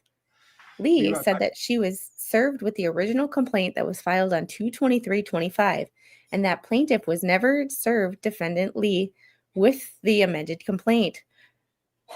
Document 87. Need to go and give someone a hug. Sounds good. Document 87 at paragraph 4. This has been proven to be false. Proven to be false.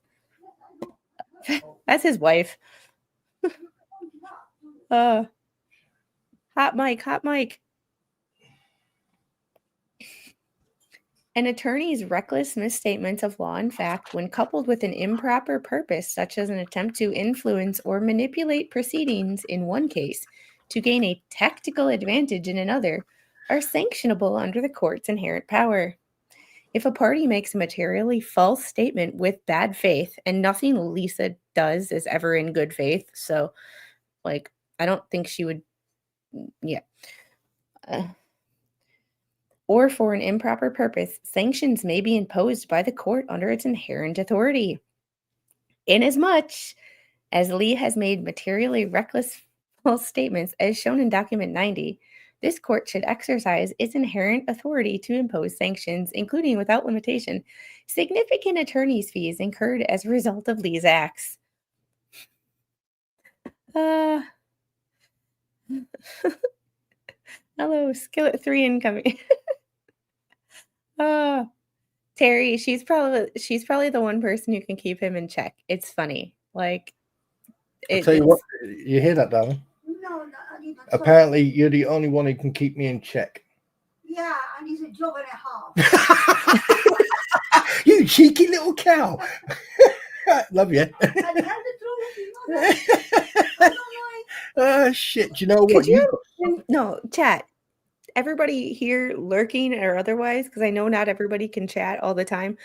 But if you're lurking because you can't be in chat, leave a comment on this video, or if you're on replay, if you would love to see just one episode of Mrs. and Mr. Spawn talking on a conversation on a podcast, just in general, because like with my pretty, because that would be freaking hilarious. Because One sec. She's going to say something. Go on, say it. I appreciate the offer, but you see, if I do it, we will have about 2,000 likes, and it will be all for me. Wait, what? But, hey, he needs them. Hey, maybe you can get him over 1,000 subscribers. Oh my God! I'll tell you one thing. If that happens just because my queen is on the channel, then yes, love her. Then hang on a minute. If that happens, you take over my freaking account. No, I'm one. Paganini non ripete. It's only one. I'm gonna fight you in a minute. Spawn. Barbara asked, "What's your safe word?" What's my safe word? I am bigger than you.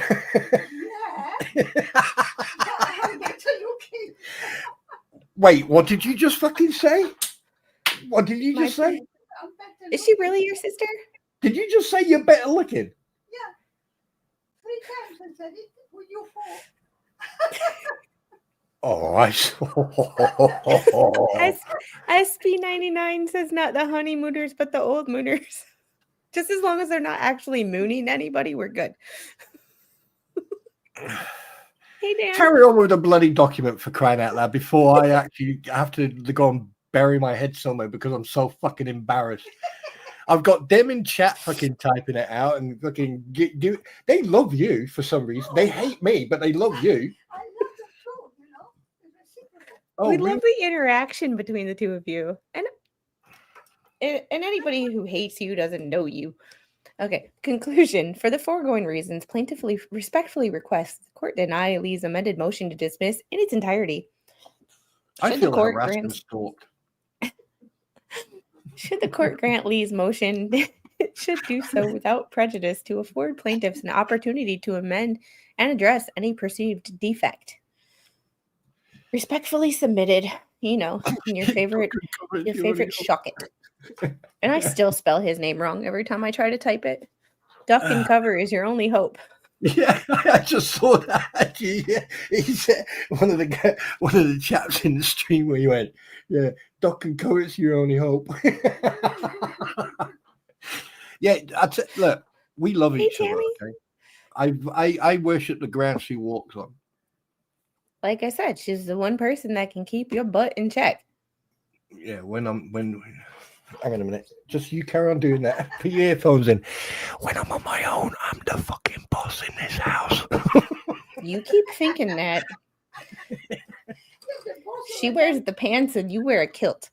Wait, what did you just fucking say? Freaking Americanese. I said you're the boss of an embassy. I'm the boss of the. When I Oh said my god, darling! Now you're freaking pushing it. Now, Did you hear? Did she hear what I said? no, say it again. Oh, I'm sorry. I said she wears the pants and he wears a kilt. No. No. I'm not swapping I'm not swapping roles. I just rule. That's all.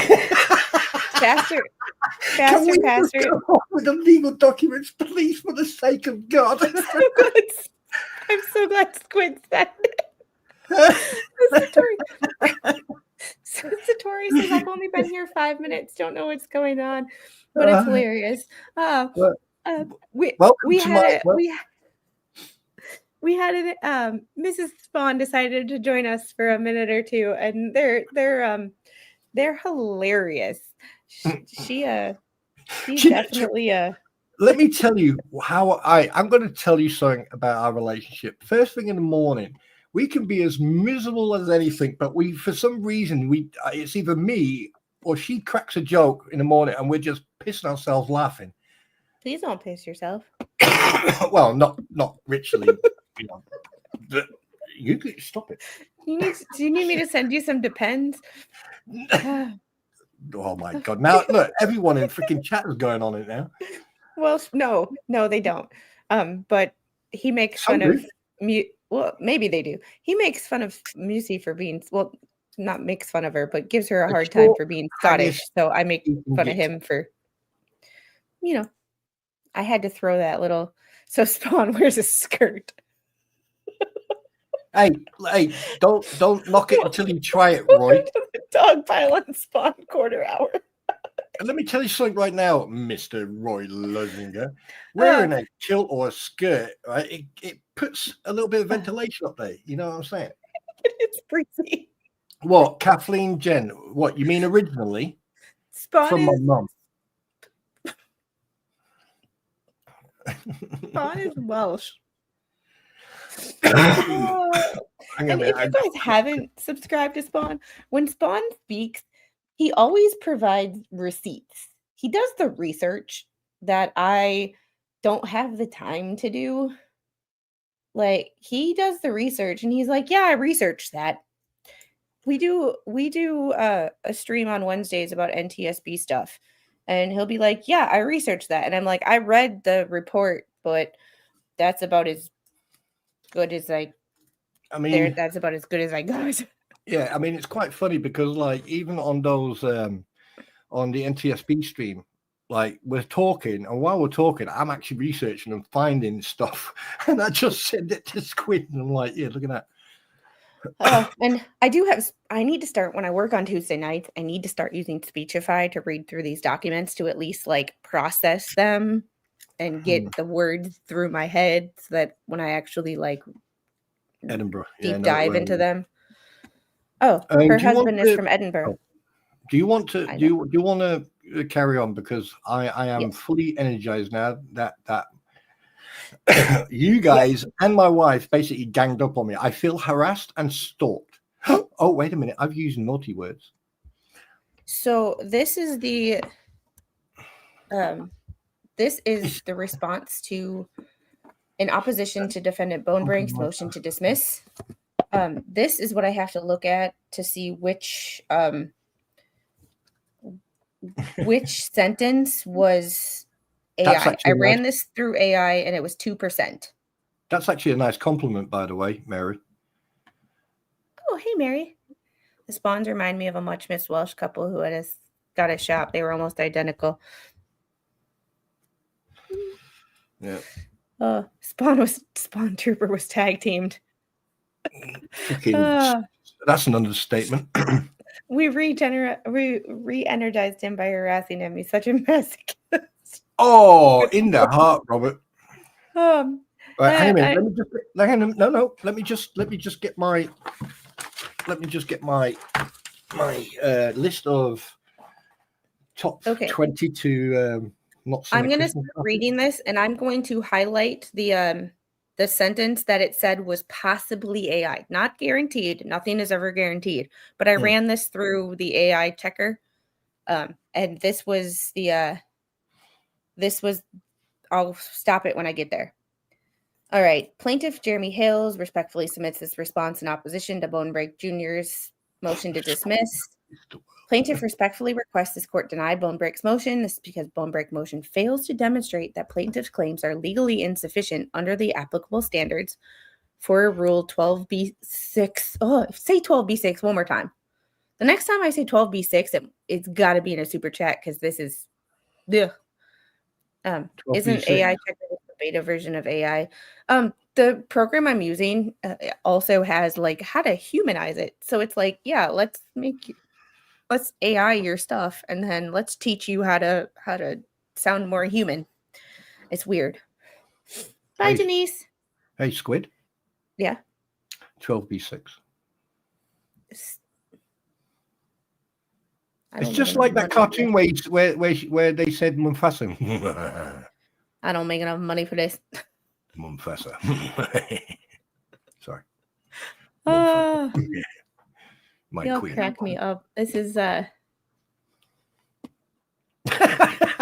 for those of you who you've got to show that. Too late. You got to show that. Timothy, Timothy, thanks for the $2 super chat. 12b-6. Oh shit, we're having too much We have fun. 228 people in chat and 194 likes. Can we get that over 200? I appreciate everybody who hit the like button. Share this stream, if not for me, for Mrs. Spawn, because that was priceless and amazing. Because that was awesome. She is so much fun. Apparently, you're more fun than I am. If Baby Squid was an interruption, boy, they're gonna love this. Yeah. They're gonna go, oh no. That's what someone in chat says. Honestly, I have no idea. I wouldn't be able to give you an accurate answer on this, and I don't want to speculate about anybody's demise. All right, back to the we made it up to 198. Can I get 2 more? All right. Plaintiff respectfully requests the court deny. As demonstrated below, plaintiff's claims are well pleaded and supported by sufficient factual allegations to survive a motion to dismiss. Ugh. That's part of the process too, but I can only move so fast and only have so much bandwidth on a daily basis. It's, but I'm going to do everything I can. It's just one step at a time. So my plan was check them against AI, but check everybody's. I'm checking everybody's because I don't discriminate. I don't want to be accused of only checking pro se defendants, not checking the lawyers. I'm checking the lawyers, whether that be the defendant's lawyers or Randy. I'm checking the judge because the judge gets wordy with these orders sometimes, and let's see if he's using a little something to help him out. That's what I call my beautiful, my queen. And Roy, you just gave me a bloody good idea. So I'm gonna, that's next, but that takes a little more work than running them through the AI detector. So we're one step at a time. So, yeah. So I can only move so fast, but every Tuesday we're going to be going through some of the documents. Mm-hmm. So I think I'm going to do like a couple each week where I'll start comparing them, but there's hundreds of documents. We're up to 109 in Fed 1 or Fed 2 and 172 in Fed 1. That's a lot to, Dan's just good. Actual fact. Hang on a minute, Dan. Please hold. Your call is important to me. Actual fact. All right, I'm gonna read this. Can I just, before you do, there was a very serious question that Dan actually asked. So I'm going to read this out. No, you don't have to go to a federal court if you have died. Of course not, because you are no longer a living person capable of appearing in court and being prosecuted. However, legal proceedings may continue against your estate, requiring a personal representative, such as an executor, to manage your affairs, pay debts, and distribute assets. In cases where a person is deceased, the court may decide to stay the legal proceedings until a person representative is appointed, or in criminal cases, a decision to charge a suspect will not be made if they are deceased. In civil cases, cause of action survives. If a lawsuit is filed before a person's death, the legal claim generally survives for a benefit of the deceased estate. There you go. Hope that answers your question. Sharon, now I'm going to be, before I read a document, I'm going to run it through AI in the, before, like when I download it, I'm going to run it through AI so that when I read a document, I can tell you guys right away. Because that way it's like now I'm up to date. But for the documents that I haven't done, we're going to go back and do. Those are a couple that I'm going to be comparing, but it's going to, it's going to be a little while. Oh, but every Tuesday, Pretty, Petty, and Spawn. Sorry, yeah, what? Every Tuesday, Pretty, Petty, and Spawn. I feel harassed. Pretty, Petty, and somebody.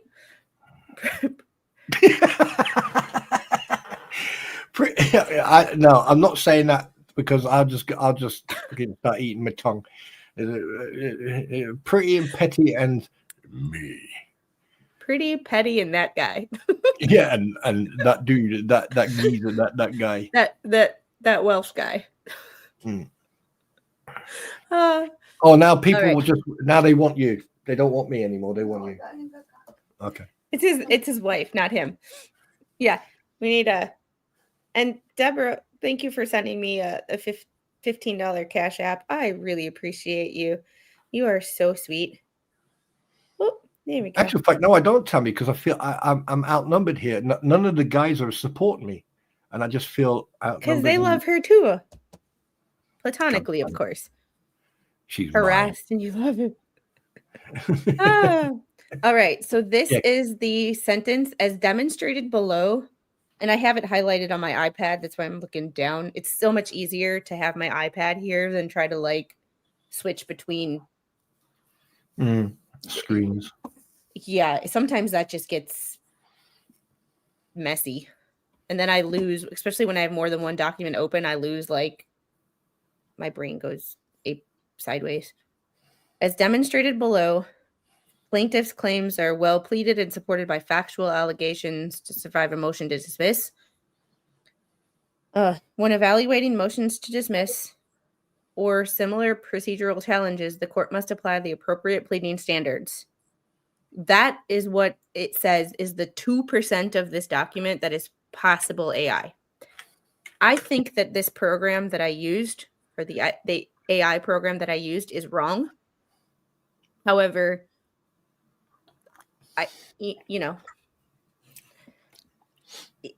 if this was AI written, that's pretty minimal as far as like importance. Like, as demonstrated below, will prove to you that we, so that's what the AI program, the AI checker said was the 2% of this document that was AI.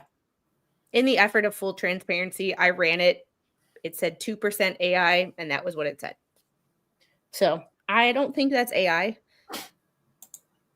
No. But, So 2% is probably research, like court, what do you call them? God, what's it called? Case references.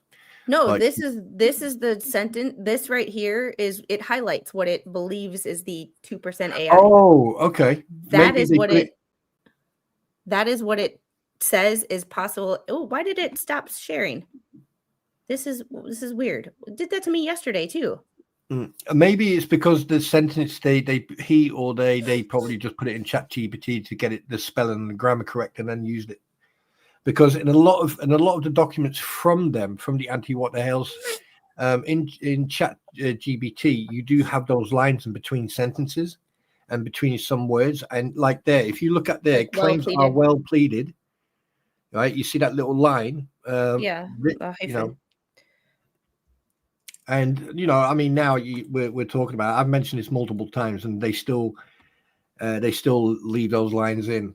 So, especially, yeah,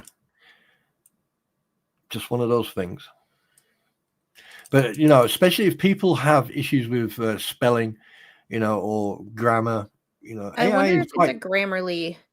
I do wonder if it's a Grammarly. And Gail, I saw your thing, which is weird because I thanked Ninja Puppy earlier, so somebody was able to get to it, which is weird. Yeah, Grammarly is quite good for spelling and grammar. It's really good. And I wonder if they ran it through Grammarly and that's what made it appear. Because just because something says it's AI, I'm also the type of person that just because I run it through an AI checker and it says it's AI, I will look to see what the you know what I mean? Like I'll check to see what is actually what it says is AI, and then you know use my critical thinking skills to I mean, they didn't start using excuse me, AI until late into the cases. So that came, I think, in the beginning of this year. That's when it started becoming more and more obvious that they were using AI. Yeah, because you have so many pro se defendants. The more documents they file as pro se, the more, and you can tell when they're like handwritten and they don't look anything like a legal document, they're probably not AI. However, when you start looking at when you start doing all this, but so I will, in addition to just saying, oh, this says it's 80% AI, I will actually see and use critical thinking, and we'll discuss when a document says 80% AI, we'll actually go through and we'll discuss what it is about it that says it's AI, because I only trust it so much. I'm not going to be like, oh, it says it's 100% AI. It's, you know, look what they did. And critical thinking skills here. And Chucky, I would be very speculative about that, because you know a lot has been said in that fake what the hell's Facebook. So you know, unless he says it himself, I would take it with a pinch of salt. So, all right. Under federal pleading standards, I feel like I'm going to have a bloody nose for some reason. That's why I keep like, you ever get that feeling like something's weird? Under federal pleading standards, which are instructive in Florida courts, a party is required to set forth a plausible showing of entitlement to relief pursuant to a cognizable theory of recovery. USC or EEOC. Importantly, a plaintiff is not required at the pleading stage to identify facts to establish each and every element of a claim. The applicable federal pleading standards require a party to set forth a plausible showing of entitlement to relief pursuant to a cognizable theory of recovery. It is axiomatic that the standards for dismissing a claim under FRCP 12b6 and granting judgment under either Federal Rule of Civil Procedure 50 or FRCP 56 are vastly different. Bonebrake's motion improperly attempts to impose heightened pleading standards, which is one of the things that it makes me think that Fleasa wrote it, because it does the exact same thing that her motion does. Just, you know. No, I'm not having CSF leaks. I'm just feel like I need to blow my nose, but it's like gonna be bloody. So, do you want to read this so I can check on the little, because she's been asleep for over 2 hours, and that's it's not normal for her to actually take a nap in the afternoon anymore, let alone sleep for over 2 hours. So you know she's going to be awake all night. Where am I starting from? All right. Bonebrake's motion improperly attempts to impose heightened pleading standards that exist what is required under applicable law. The 11th Circuit has consistently emphasized that at the pleading stage, a complaint must meet the federal pleading standards by setting forth a plausible claim for relief under the cognizable legal theory. The court has clarified that the truncated assessment of recoverable damages and entitlement to relief is not appropriate at this stage, as the focus is on whether the allegations taken as true, plausible, establish a claim. And I've just before I carry on reading, I'm going to say this. Until you hear it from the horse's mouth, until you hear it from Ray himself, I think the less we talk about it, the better, because historically, a lot of things have been said. So if he does go on there and he does make a statement to that effect, then obviously my condolences to his lot for his loss. You put all these indifferences to one side, and you have to think about that. But until then, let's not speculate. Let's make sure that there's factual proof. All right, not that I'm trying to be nasty, but let's just keep it on the QT, or let's try to restrain ourselves, because anyway, where am I?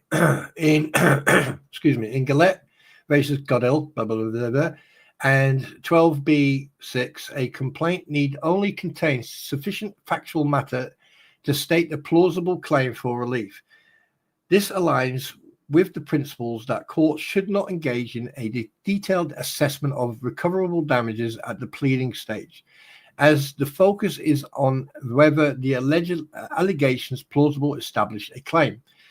To the extent that Bonebrake's motion seeks dismissal based on alleged pleading deficiencies, it fails to recognize that the standards for dismissal claims under Rule 12b-6 and granted judgment under Rule 50 or 56 are vastly different. The distinction is critical because a motion to dismiss is not the appropriate vehicle for challenging the sufficiency of evidence, which is probably addressed at summary judgment or trial. Memorandum. The complaint clearly distinguishes between claims brought by Jeremy Hales individually and those brought by Elephant Shoe LLC. The complaint carefully distinguishes between the two plaintiffs, Jeremy B. Hales as an individual, referred to as Mr. Hales, and Elephant Shoe LLC, referred to as Hales. This distinction is maintained consistently throughout the complaint, making it clear which claims belong to which plaintiff. The complaint states that Plaintiff Elephant Shoe LLC Hales is an Ohio limited liability company with the principal place of business is Summit County. Ohio, and plaintiff's owner agent is Plaintiff Jeremy B. Hales, hereinafter Mr. Hales, is an individual domiciled in Pensacola, Summit County, Ohio, and is a citizen of Ohio. This clear delineation establishes that these are two separate legal entities bringing distinct claims. Mr. Hales has only asserted individual claims for which he has standing. Contrary to Bonebrake's assertion, Mr. Hales has not attempted to assert claims belonging to Elephant Shoe LLC. The complaint explicitly shows that Mr. Hales has brought only two individual claims. Count 1, malicious prosecution against Preston. Count 16, violations of Florida's sexual cyber harassment law, Florida Statute 784-049 against Luthman. For count 1, the complaint specifically states Mr. Hales alleges, relegates and reincorporates the allegations contained in paragraph 1 through 6, paragraph 19 through 22, paragraph 55 through 96, and paragraph 165 through 172 above, as if more fully set forth herein. The count relates to Preston alleged false accusations against Mr. Hales personally, including there you go. Including allegations that he raped her daughter and other defamatory statements on road signs. These allegations were directed at Mr. Hales as an individual. not as a business entity. For count 16, the complaint against specifically states Mr. Hales relegates that word and recorporates the allegations contained in paragraph 1 through 6, paragraph 19 through 54, paragraph 162 to 169, and paragraphs 165 through 172.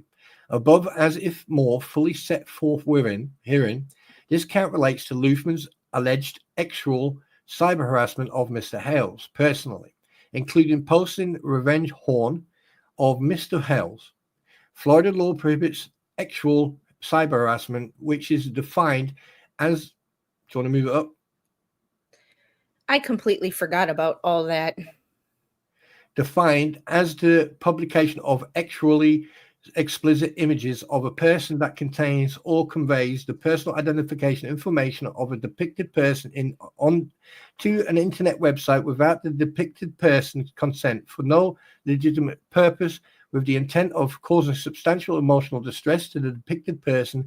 These allegations clearly pertain to Mr. Hales as an individual, not to the business entity.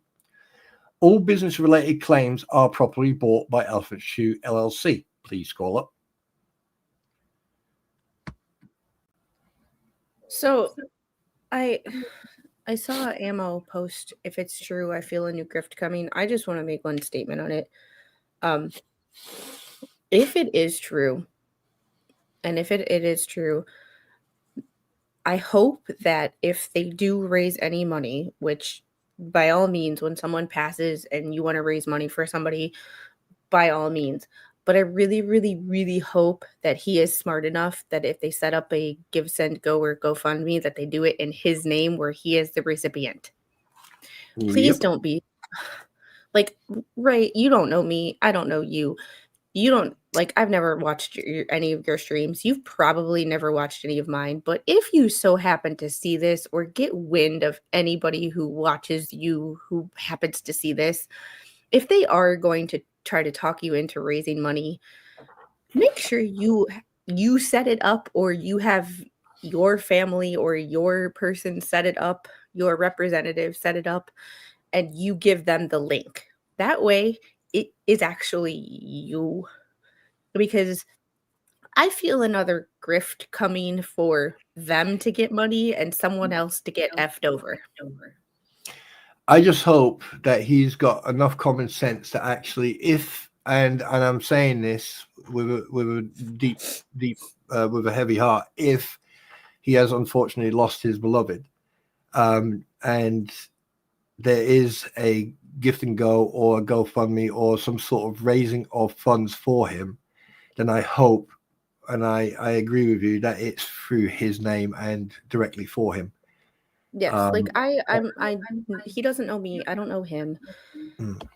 It's one of those things, like, whether he believes me or not, like, I say this with the best intentions in mind. If you are going to set up anything, make sure you are the one who does it and you are the recipient, and you share the link with people. That way it is actually your money. Don't do what they did with Preston and be like, oh yeah, we're going to give her the money. Just don't even let that happen. I wouldn't even go on their platform with this situation. That's me. You know what? Yeah. Well, you also have common sense, but that's neither here nor there.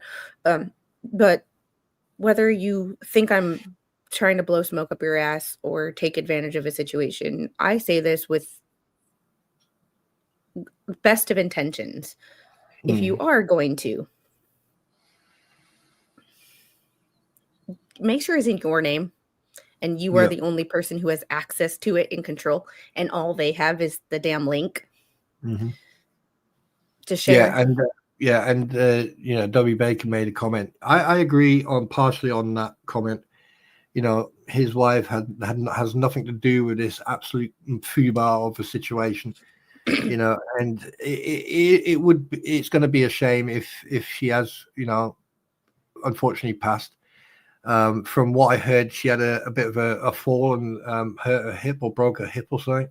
But I'd rather go back on top. I don't want to, because I really don't want to Yeah, but she does bring up a good point. Just because Yeah, they're she old does. and was in the military, like, yeah, I hate that whole like, well, they were in the military. I don't care. I was in the military. Like, So did I. does being in the military doesn't make you fucking special. It No. doesn't make you. Hey, It doesn't hang make on a you minute. better than anybody else. I was special. It I have was allowed to put bayonets on a weapon. Sorry. you have different skills and you have different knowledge than some people, and you have different experiences and sometimes more experience. But that doesn't make you special. You know. All right, Yeah. I'll read this part Okay. just because I was gone for a little while.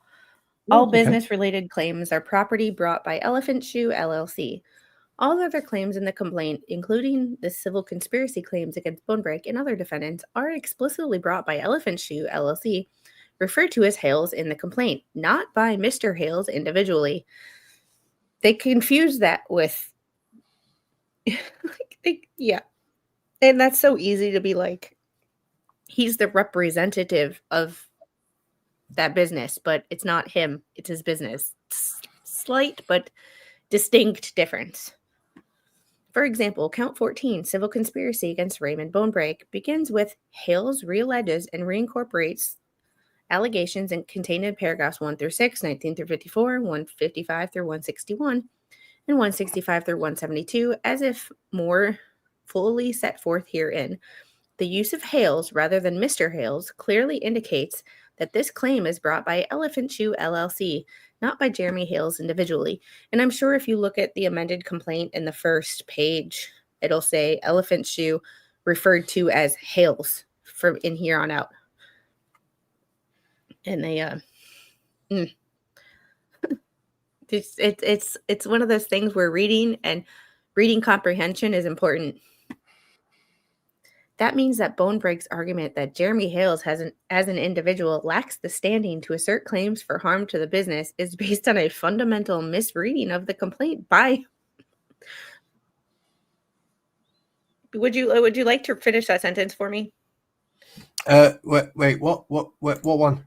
So, is based on a fundamental misreading of the complaint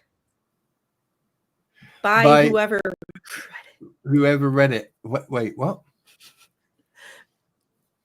So I'm gonna repeat that. By sentence whoever in its read it. entirety, and this is Actually, how you professionally throw shade, and you are professionally snarky without getting sanctioned. This means that Bonebrake's argument that Jeremy Hales as an individual lacks the standing to assert claim for harm to the business is based on a fundamental misreading of the complaint by whoever read it.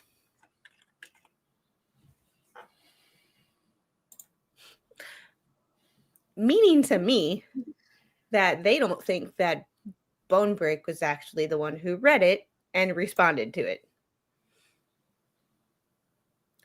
I mean, that is how you throw shade as professionally as possible.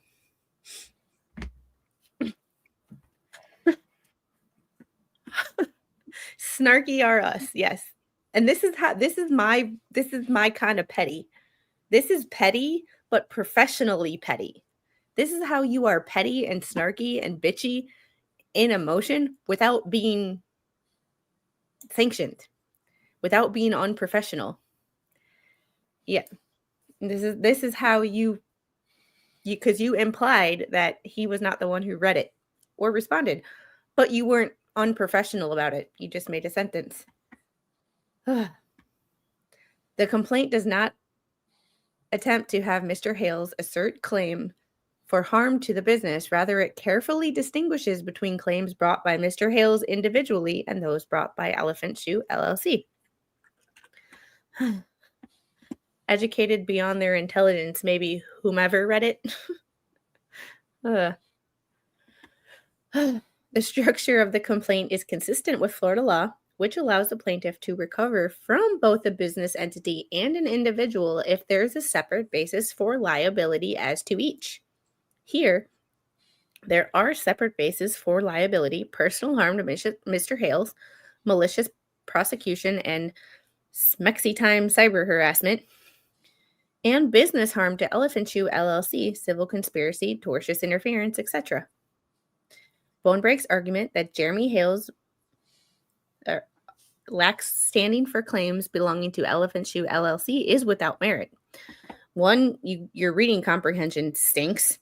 And second, you don't know Florida law. The complaint clearly distinguishes between claims brought by Mr. Hales individually and those brought by Elephant Shoe LLC. Mr. Hales has only asserted individual claims for which he has standing, while Elephant Shoe LLC has brought separate claims for business-related damages. This is what's funny to me. Oh. Electrical engineer, I agree, not rocket science. Thank you. Thank you.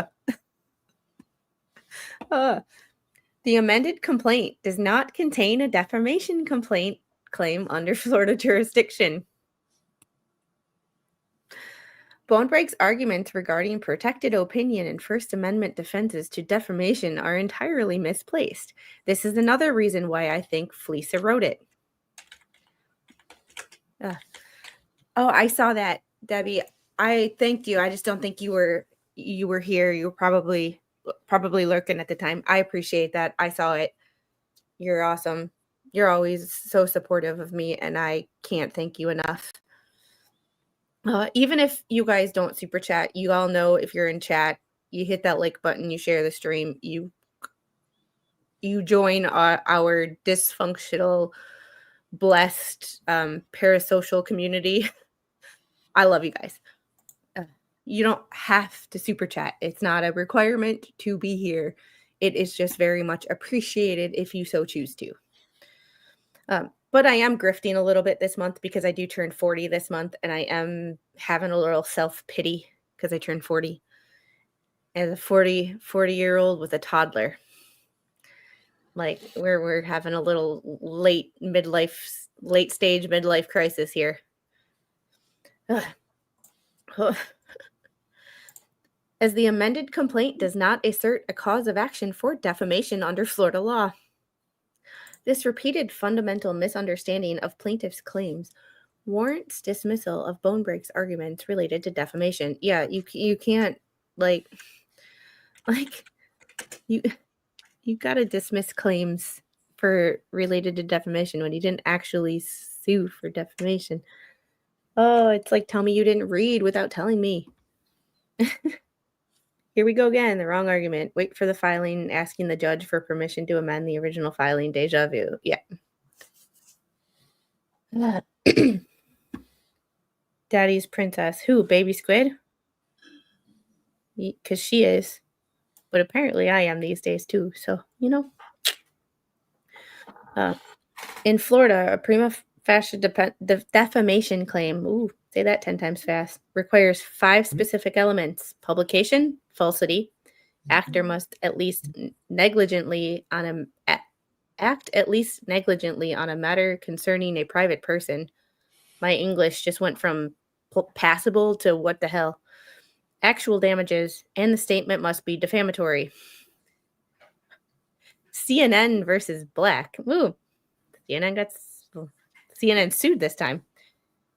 The Florida Supreme Court had consistently held that to sufficiently state a cause of action for defamation, a plaintiff must establish these 5 elements. When these 5 elements are compared to other torts, the specific requirements for defamation become evident. A review of the complaint reveals that plaintiffs have not asserted a standalone cause of action for defamation against Bonebrake or any other defendant. I'm throwing in the attitude. I did too. I turned 36 right after she was born. So I know it's just a number, but I'm having a moment.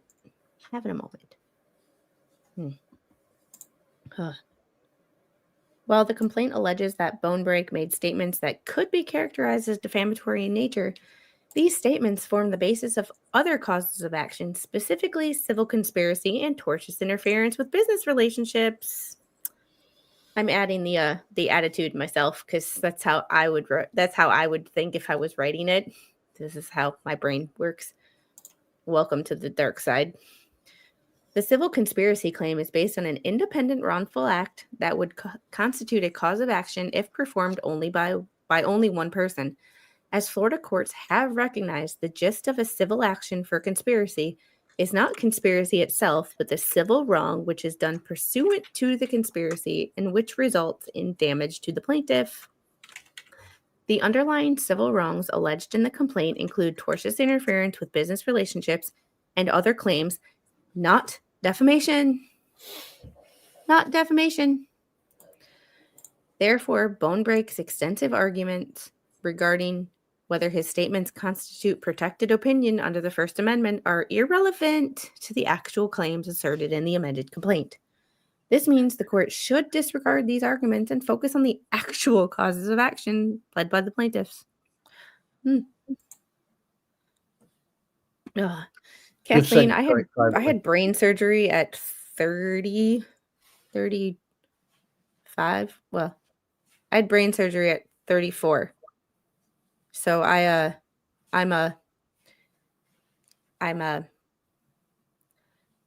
dazed and confused most of the time. So I feel like I'm 100. Oh. And Spawn, there wouldn't be any yet. It usually takes a couple weeks. You have to have a certificate. Squid is a newbie when it comes to grifting. Be patient. She's learning. I'm horrible at grifting, which is funny when the people call me grifter. I'm like, you realize that I'm awful at that, right? Oh no.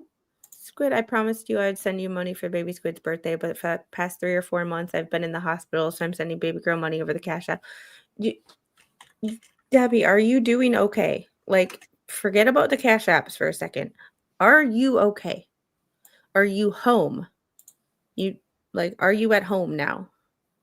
And are you doing okay? Are you going to stay out of the hospital for a little while?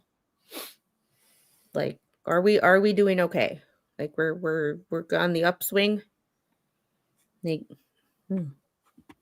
I feel like I'm 80. I don't act like I'm 40. I act like I'm, 16. My brain thinks I'm 16. My body thinks I'm like 60. So, and Deborah, thank you for the $50 cash app. I appreciate you so much. Oh, and T for 2, how are you? Thanks for giving me the gifted member, or gave me the membership. Much appreciated. That would most likely be Hung Hero. He's our resident turn the chat green person. All right. Plaintiffs have sufficiently alleged a claim for civil conspiracy against Bonebrake. Plaintiff's complaint adequately alleges that Bonebrake participated in civil conspiracy with other defendants.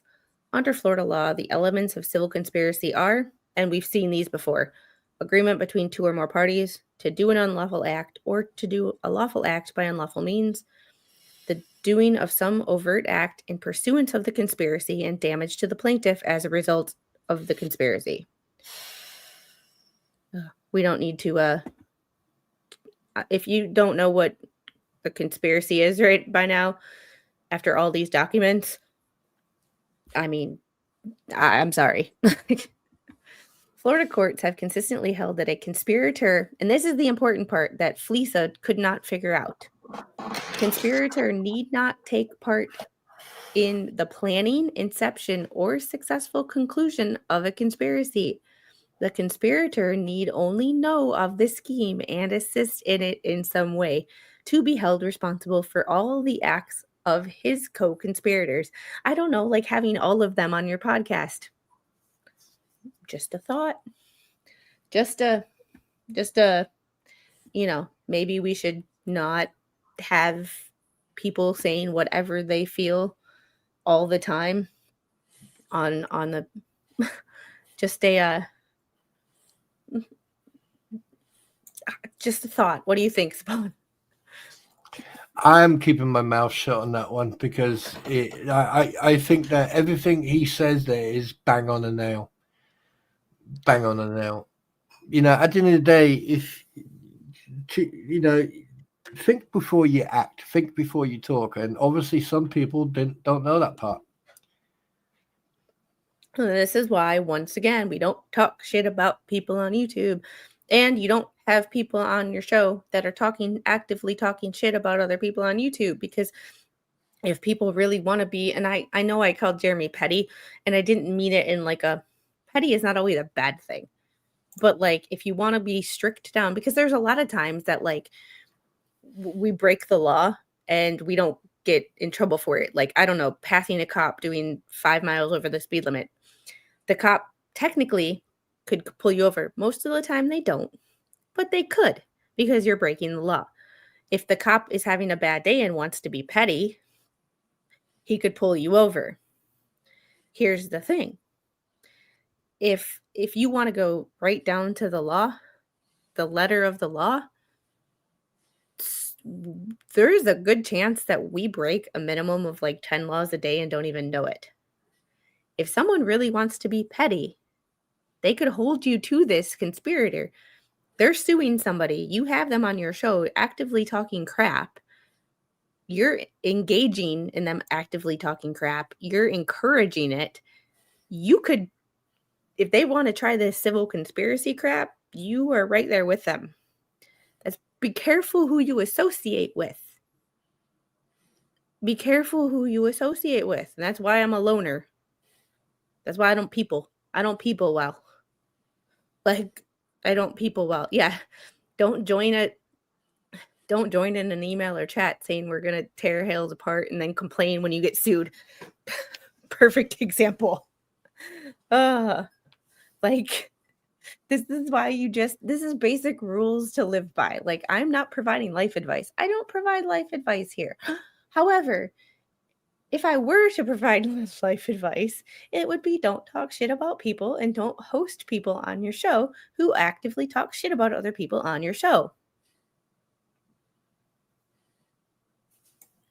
I mean, talking about someone in a filing and as it relates to a filing is different than talking shit about, well, he did this or he did this or she did that or she did that. No, no, and that's all they seem to do is sit around and talk crap about one another. And then they move platforms or they move to a different person's channel and then they do it again. And then they move to a different person's channel and then they do it again. And then they go back to the original person's and then they do it again. It's like it follows a pattern. And it's like, how about you just, and that's where the conspiracy comes in, because you all are in on, like, you all do the same thing all the time. It's like, no, so I don't associate with anybody except for Spawn and My Pretty. I didn't do it. Like, this is why I'm a loner. Oh, this is why I don't people well, because people say stuff and I'm just like, yeah, I can't talk to you right now. I'm going to exit stage left. I heard the little, so she might be running in here. Or she get up and start playing. Oh, she got up and start playing. Although threadbare conclusory allegations will not survive dismissal, the existence of a conspiracy and individual participation in it may be inferred from circumstantial evidence. Yeah, that right there. The complaint specifically alleges that Bonebrake made false statements about the plaintiffs that were presented in a way that implied clear factual accusations. These statements were made as a part of what plaintiffs describe as malicious conspiracy to harm HALEs. The complaint further alleges that comments from all defendants, including Bonebrake, were posted in a hate group that included links to false YouTube videos and pages about plaintiff. Plaintiff's complaint contains many paragraphs of factual allegations, including, without limitation, detailed allegations regarding Bonebrake's specific acts in 1 through 6, 19 through 55, 155, 161, 165 through 172. These allegations are more than sufficient to put Bonebrake on notice of the claims against him and the grounds upon which they rest, and reasonably notify Bonebrake of his purported role in the scheme. As plaintiffs' underlying causes of action do not allege fraud, there is no heightened pleading standard for the general and the general plausibility standards of Rule 8A of the Federal Rules of Civil Procedure control the agreement element of the conspiracy claim. Moreover, even under 9B, a defendant's knowledge can be alleged generally, even if the cause of action involves fraud. Would you like to take over? I'm going to go check on my child. Yep. And hey, Wednesday. Plaintiffs have sufficiently alleged the underlying torts. The complaint adequately alleges the underlying torts that form the basis of the conspiracy claim, including tortious interference with advantageous business relationships. In Florida, the elements of tortious interference with a business relationships are 1. The existence of a business relationship not necessarily evidenced by enforceable contract. 2. Knowledge of the relationship on the part of the defendant. 3. An intentional and just unjustified interference with the relationship by the defendant. And 4. Damages to the plaintiff as a result of the breach of a relationship. Headshot. And then you got Popular Bank versus RC Accessories, Financieros, blah, blah, blah. In Ferguson Trans versus North Arm Van Lines, blah, blah, blah. The Florida Supreme Court clarified that the plaintiff must allege a business relationship with identifiable customers, not merely a general relationship with the public or prospective customers. Here, the complaint identifies the plaintiff had business relationships with the specific business entities, YouTube, Whatnot Incorporated, and Facebook, as well as with the 736,000 subscribers of What the Hell's channel at that time. 736,000. The complaint further alleged that the defendants, including Bonebrake, had knowledge of these relationships and intentionally and without justification interfered with them. Absolutely.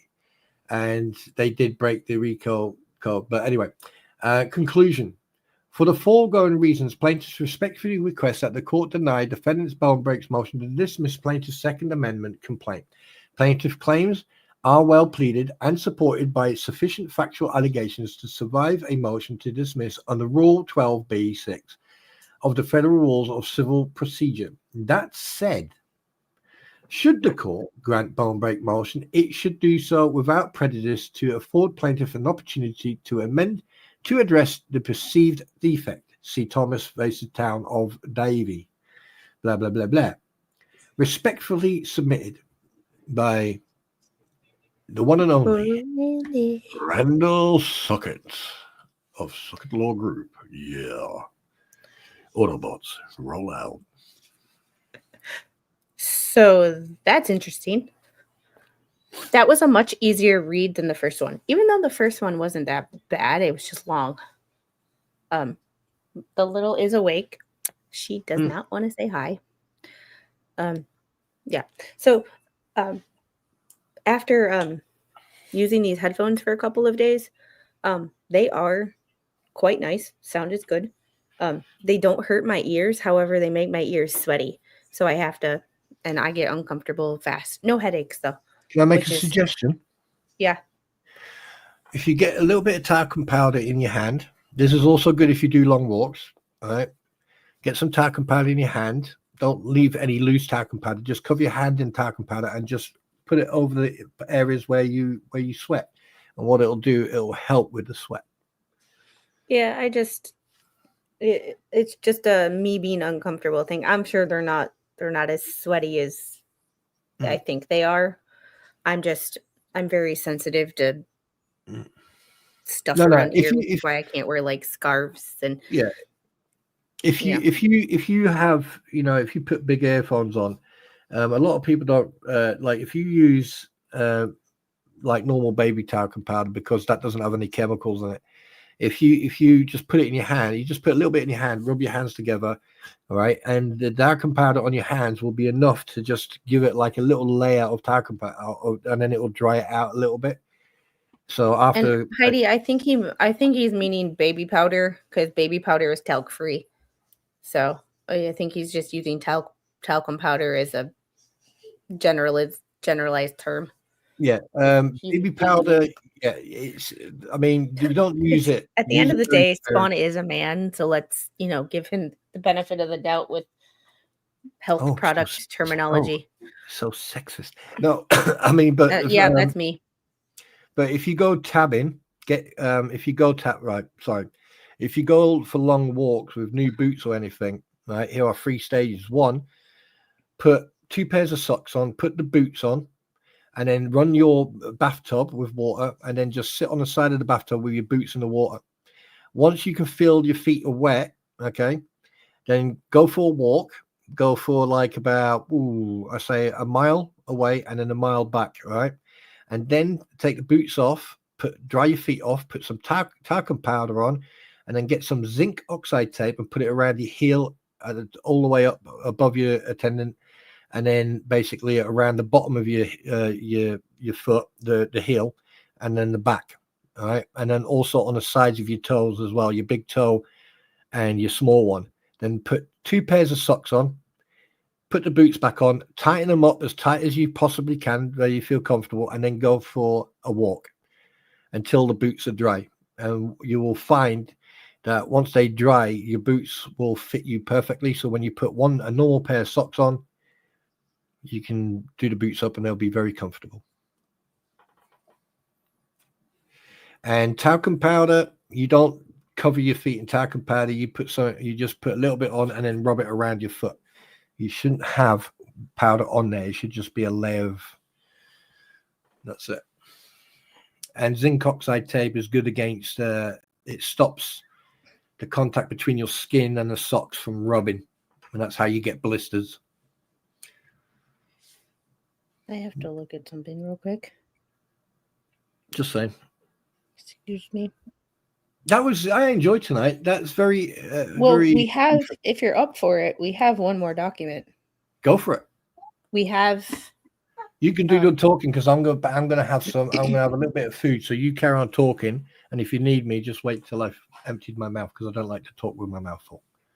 We have, and this document, I would let there be light. And on the 7th day, God said, "Let there be light," and there was light. Oh my goodness, that got bright fast. This document I was not able to run through AI right now because I don't know, the AI program is only running the headers and I don't know why. So I have to probably save it as separate documents. However, this is what this was posted last night. I'm assuming probably after I checked it. Probably after I went to bed, knowing me, because I'm, If you want to show those screenshots I found last night, I will, but this is 15 pages, so I think this will be where we because this. Oh crap! Defendant debtor's motion to reinstate case. Hi, baby. What's up? You did it? You scared the crap out of me when you did, but you did it.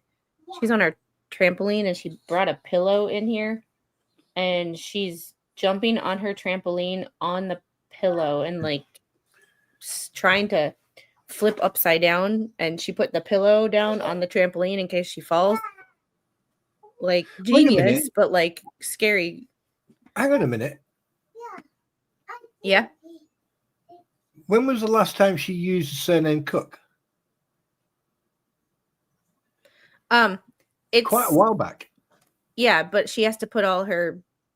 Yeah, but it was they want to know anything up to 8 years back, and there's no way on this planet that she used the surname Cook in the last 7-8 years. Absolutely no way, unless I missed something in the research and the research I've done. I don't know, but see, and this is what is weird about these documents. The other documents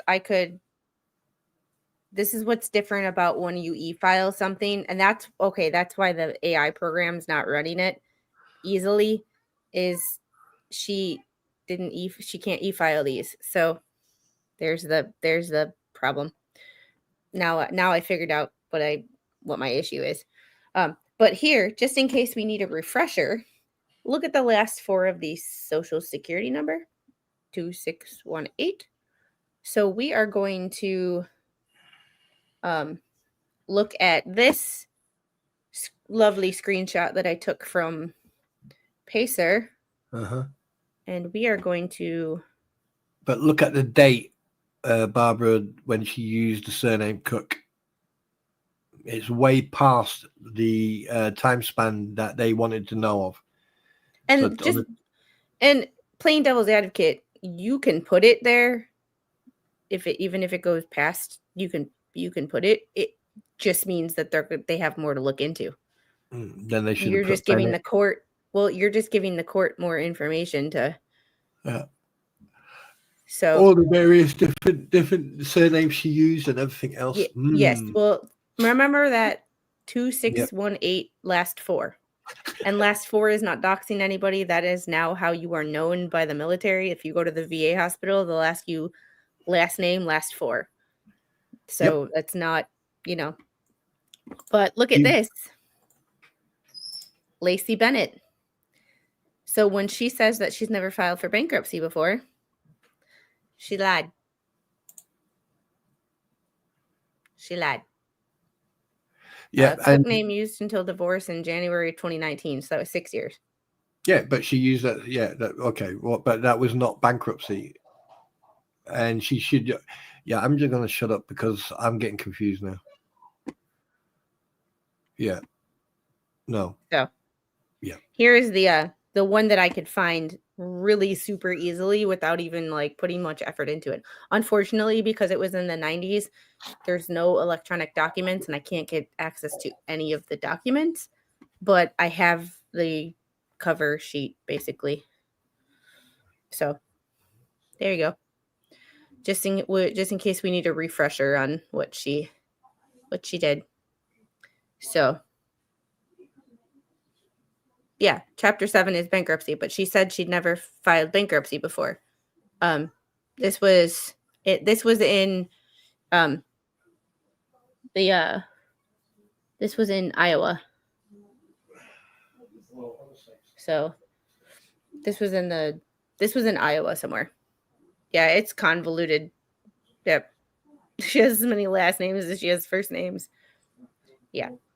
So we are going to get into this really quick. And I think Mr. Squid is home. I'm not sure. Sorry, I'm just... Nope. Sit down. Yep, Mr. Squid is pulling into the driveway. Angel, Daddy's home. Do you want to You want to do this tomorrow? do that bit? Yeah,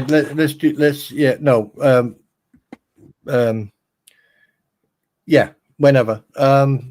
If you want to show those pictures, because I did, just so you know, I did show it on my live stream last night, and I did post those pictures onto the Facebook group, because I think it's only fair, because I have never seen them, and it was by pure coincidence that I came across it.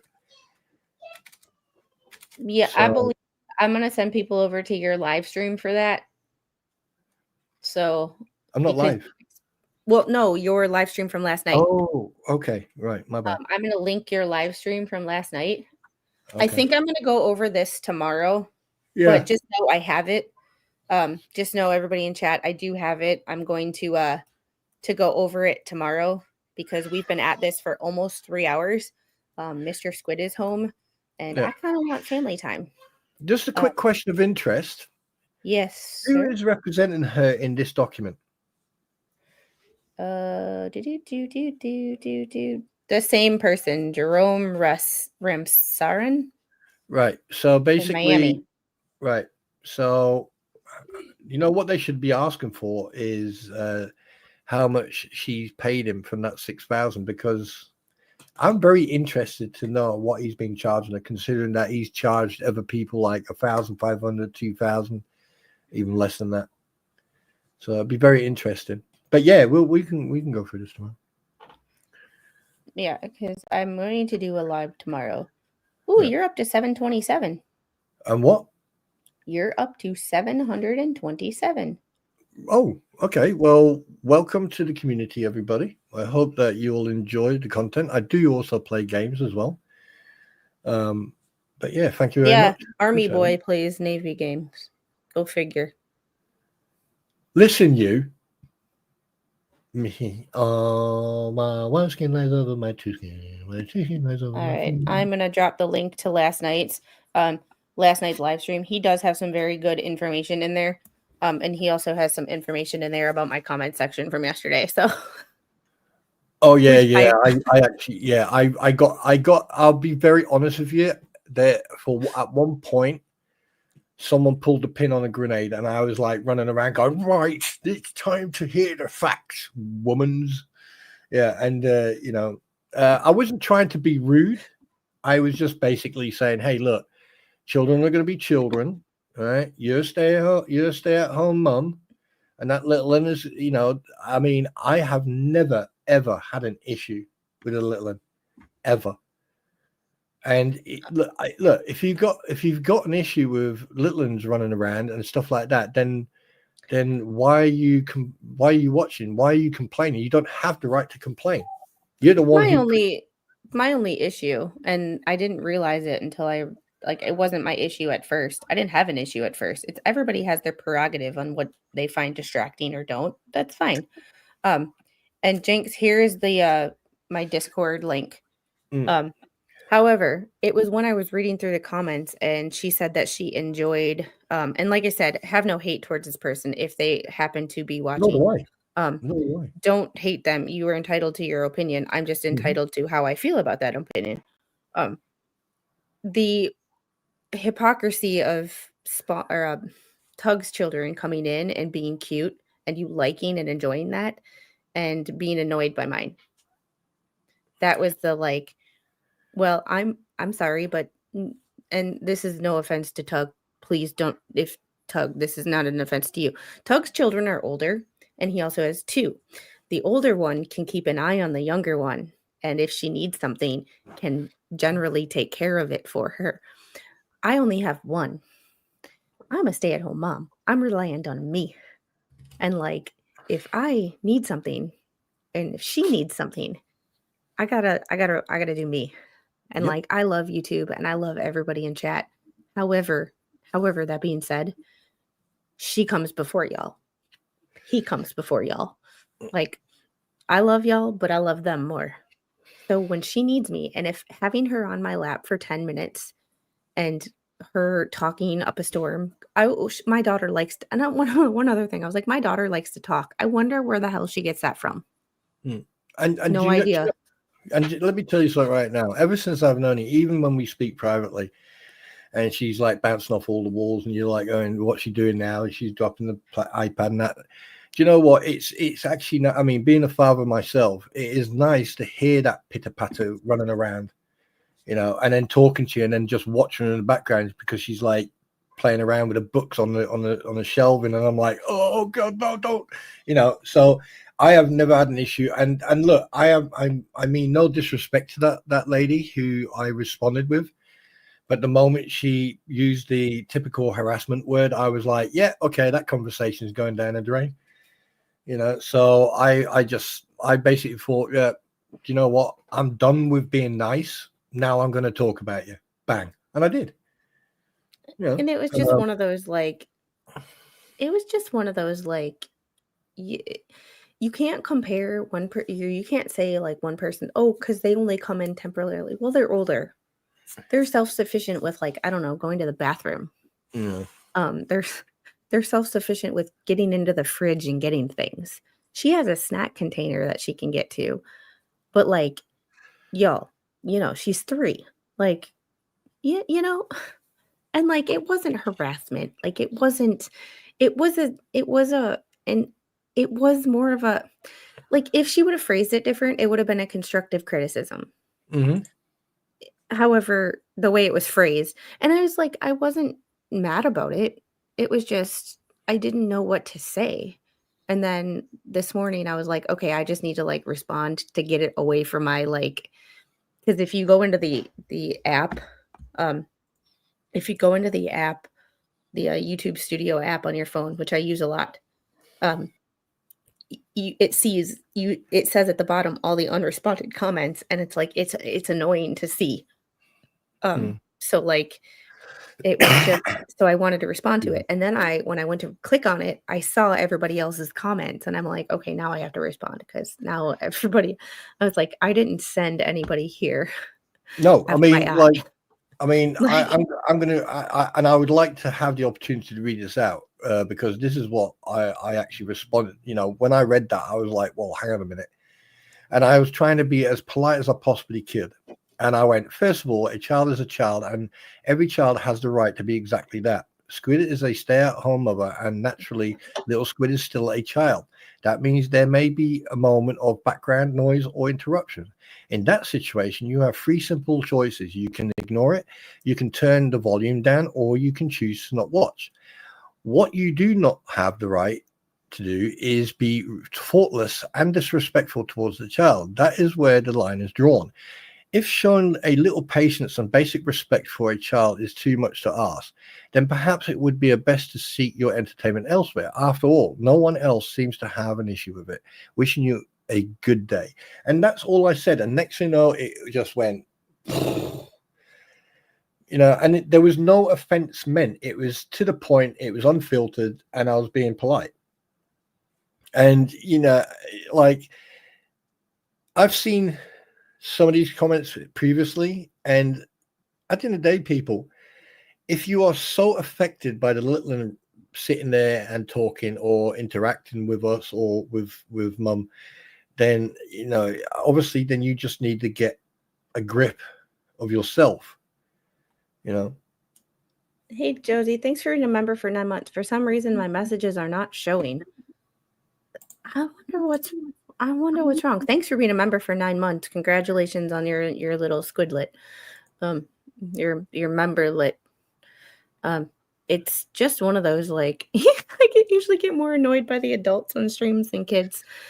Yeah, and I'm sorry, but I'm not leaving. Like I would, and I said I would rather have her here and talking and being happy. And okay, she wants to mess with my mic settings and mute me. What happens? I would rather have her doing that than being angry with me because I didn't give her enough attention, and that giving her scars for life, or her throwing a temper tantrum because she wants to be in mom's lap. Like, she's 3. If she's like 6 and she's throwing a temper tantrum over the fact that, you know, I won't let her touch my microphone, okay, then we're like, then we got an issue. But like, you know, I'm gonna check. I don't think so, but I'm gonna check because sometimes it can happen on accident. So I'm gonna double check. And to Gail, I know that you're getting a little bit perturbed because I turned the chat off on my live streams. There's a reason for it.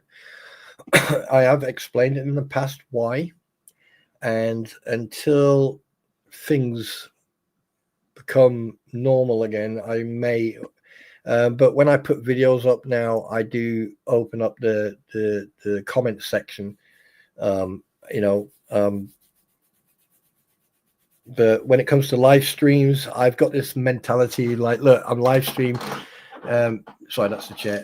I've got live stream on. You can come in and talk. You can, you know, and interact. And I think that should be suffice.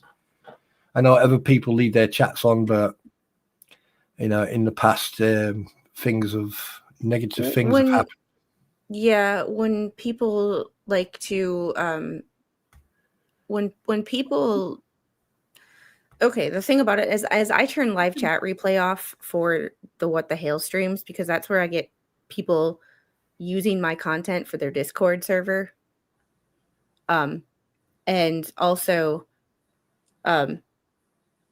harassing and going after people who are in my streams. Yeah, that's happened a lot. Yeah. And I don't want that to happen, so that's why, you know.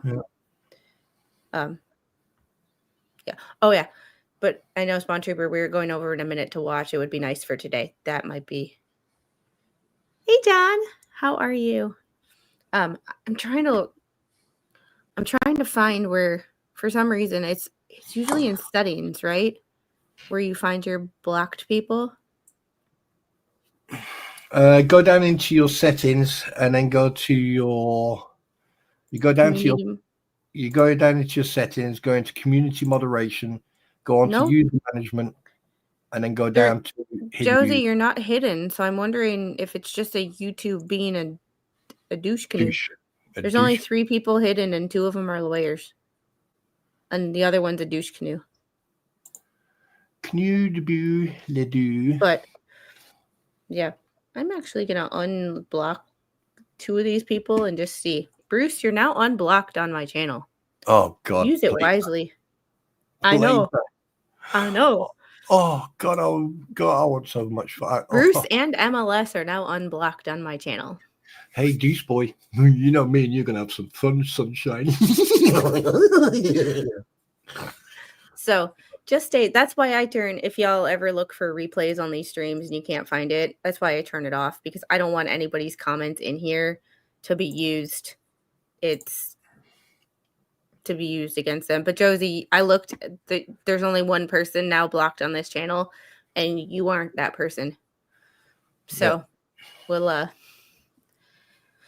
on that note, I'm going to get out of here. Mr. Squid is home. I'm going to make sure I didn't miss anything. Nope, no more super chats to get to.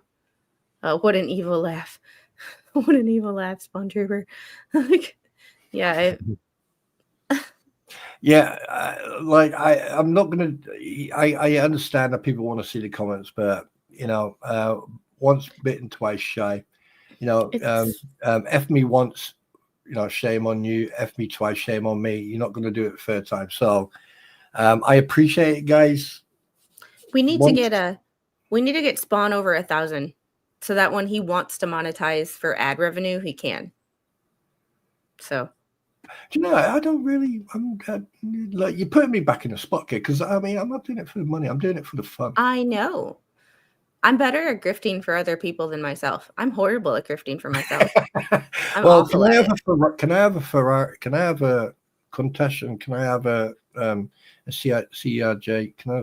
Can I have lots of toys, like a plane, a fast car, and that's about as big of a plane as you're getting from me. Yeah, damn it! I want a UH-64. I want a Blackhawk. No, I want a longbow. I want a Blackhawk. So then I can take my CRJ and actually. No, the reason I want a longbow is because then I can put my queen in the front. Oh, hang on a minute.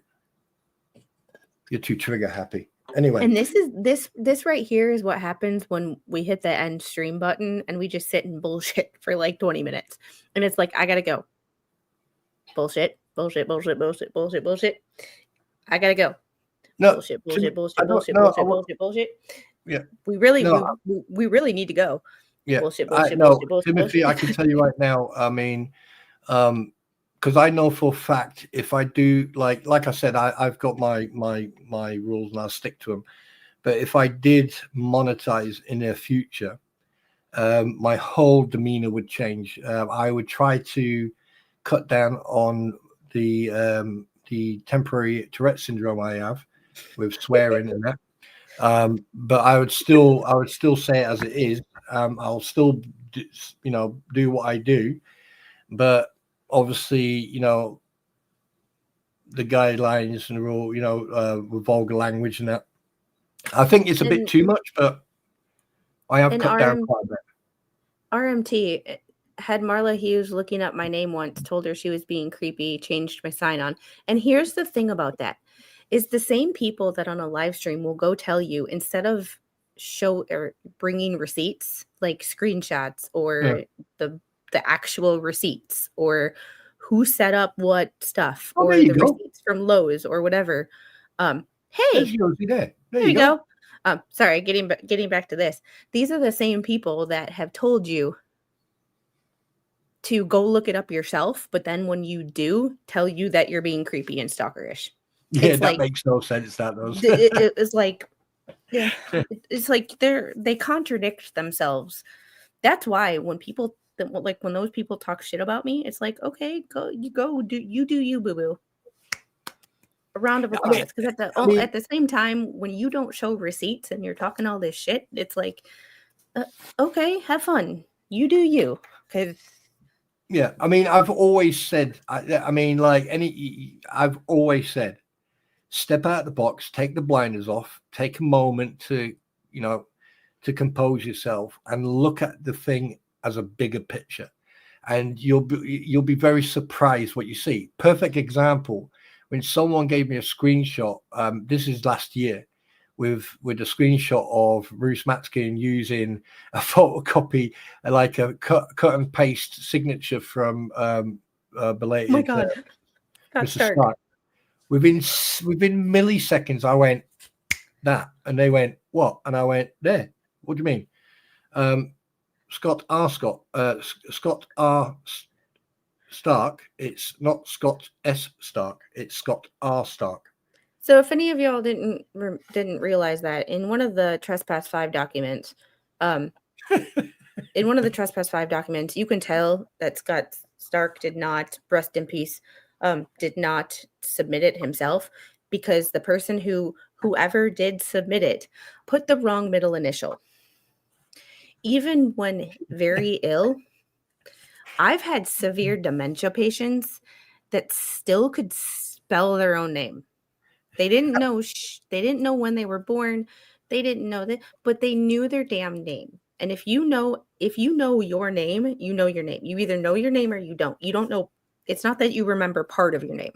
The only thing that I have had that's kind of weird is that people who speak English as a second language, dementia, they will revert back to their first language. So they will no longer speak English, which is kind of interesting. And also married women, if they have dementia and they do remember their name. There are some people who don't remember their name at all. But if you remember your first and your last name, there's a 99.9% chance that you remember your middle one too, unless you're Lynette and you have like 30. But that's neither here nor there. But the thing is, it's not just once he did it 3 bloody times. It's like, I mean, I must But like, admit, if you weren't paying attention, that, like, you showed me a document, like Spawn and I were on the phone one day. I was at Walmart and he's like, I was looking at it. We were talking about a document that, we were talking about a document for something, the bankruptcy or something, or something. And he goes, did you notice the lawyer's name? It's like, yeah. He goes, did you notice the notary's name? Yeah. Did you notice what they had in common? What do you mean? What do you mean? What they have? They're the same damn name. They're the same person. Yeah. The lawyer and the notary were the same person. Something about that doesn't seem ethically right. But and on top of that, the same person who was the lawyer and the notary was also on the Crampons live stream talking about the adoption. Yeah, but it's these little details that, like, but when you have these little details, you post receipts. A lot of people will go look it up yourself. They're public documents. It's like, no. And that's why sometimes, even though these documents are really, really crappy to, like, sometimes really boring, there's juicy parts, but they're really boring to read through the entire thing. I've been skipping the case law because that is the boring part. It's there. You read it, I can hear her. I don't. Yeah, I read the whole thing because I don't ever want to be accused of cherry picking, because people do cherry pick and they only read what's good for their side. And I've been accused of being a fence sitter. And you know what? If being impartial to the documents and having the facts lead me instead of people talking heads on YouTube telling me what to believe and who to believe and all that, then fine, a fence sitter I shall be. One thing I have noticed this is my personal opinion now. One thing I've noticed about the overall picture of this whole thing is that the biggest mistake people do, where they get caught out in their hypocrisy and their lies, is when they don't show any factual proof, and they just talk and talk and talk and talk. One thing about the Crampons, and especially about what's his name, Swamp Lizard, and freaking, they will sit on their platform, fair dues, not a problem, but they will go on and on and on, and they will not show one shred of evidence. And this is why this is why they got a little bit peeved with me, is because I was calling them out about the transparency and everything. And then at some point, someone actually listened to what I was saying because it was common sense and it was factual. And next, you know, the next night, I think it was the next night, someone sent me a screenshot and said, no, a link it was, oh, you better go and have a look at this. And I went, why? I said, I think you really put a worm in people's heads. And I went, why? And I went, and all you saw in the comments are, we want to see receipts. We want to see this. I was like, oh, yes. And I wasn't doing it deliberately, but at the end of the day, if Square Dancer, for example, donates and he or she, so I don't know if you're male or female, he or she puts in a comment, here's $100 donation. I want that to go towards a tricycle for baby squid. Okay. Magic words, donation. A donation is different to a tip. Or if I say, or if he says, oh, Squid, here's $100, go and do what you like. Right.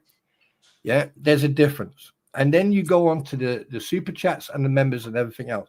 But when someone uses the words donation, right, that is a binding word. And that's where I disagree with you, because of the fact that let's do it. Let's go. Well, let's go. Ethically, yes. Legally, if it's, and this is where I'm transparent with people, because ethically, yeah, it should go. But because I have to pay taxes on that money, that is, YouTube sees that as my income. So that is my income. That is not a donation. That is one of the main reasons why you don't do fundraisers with super chats, because technically, oh right, okay, I was going to say something else then. That is why you don't fundraise with super chats, because super chats at the end of the year, I got to pay taxes on that money. What I mean, I get what you're saying. I'm glad you didn't go for it. What I'm talking about is the fact that you've got like they were going, oh yeah, send it here, send it there. And I've seen this in other places where people have put up PayPal.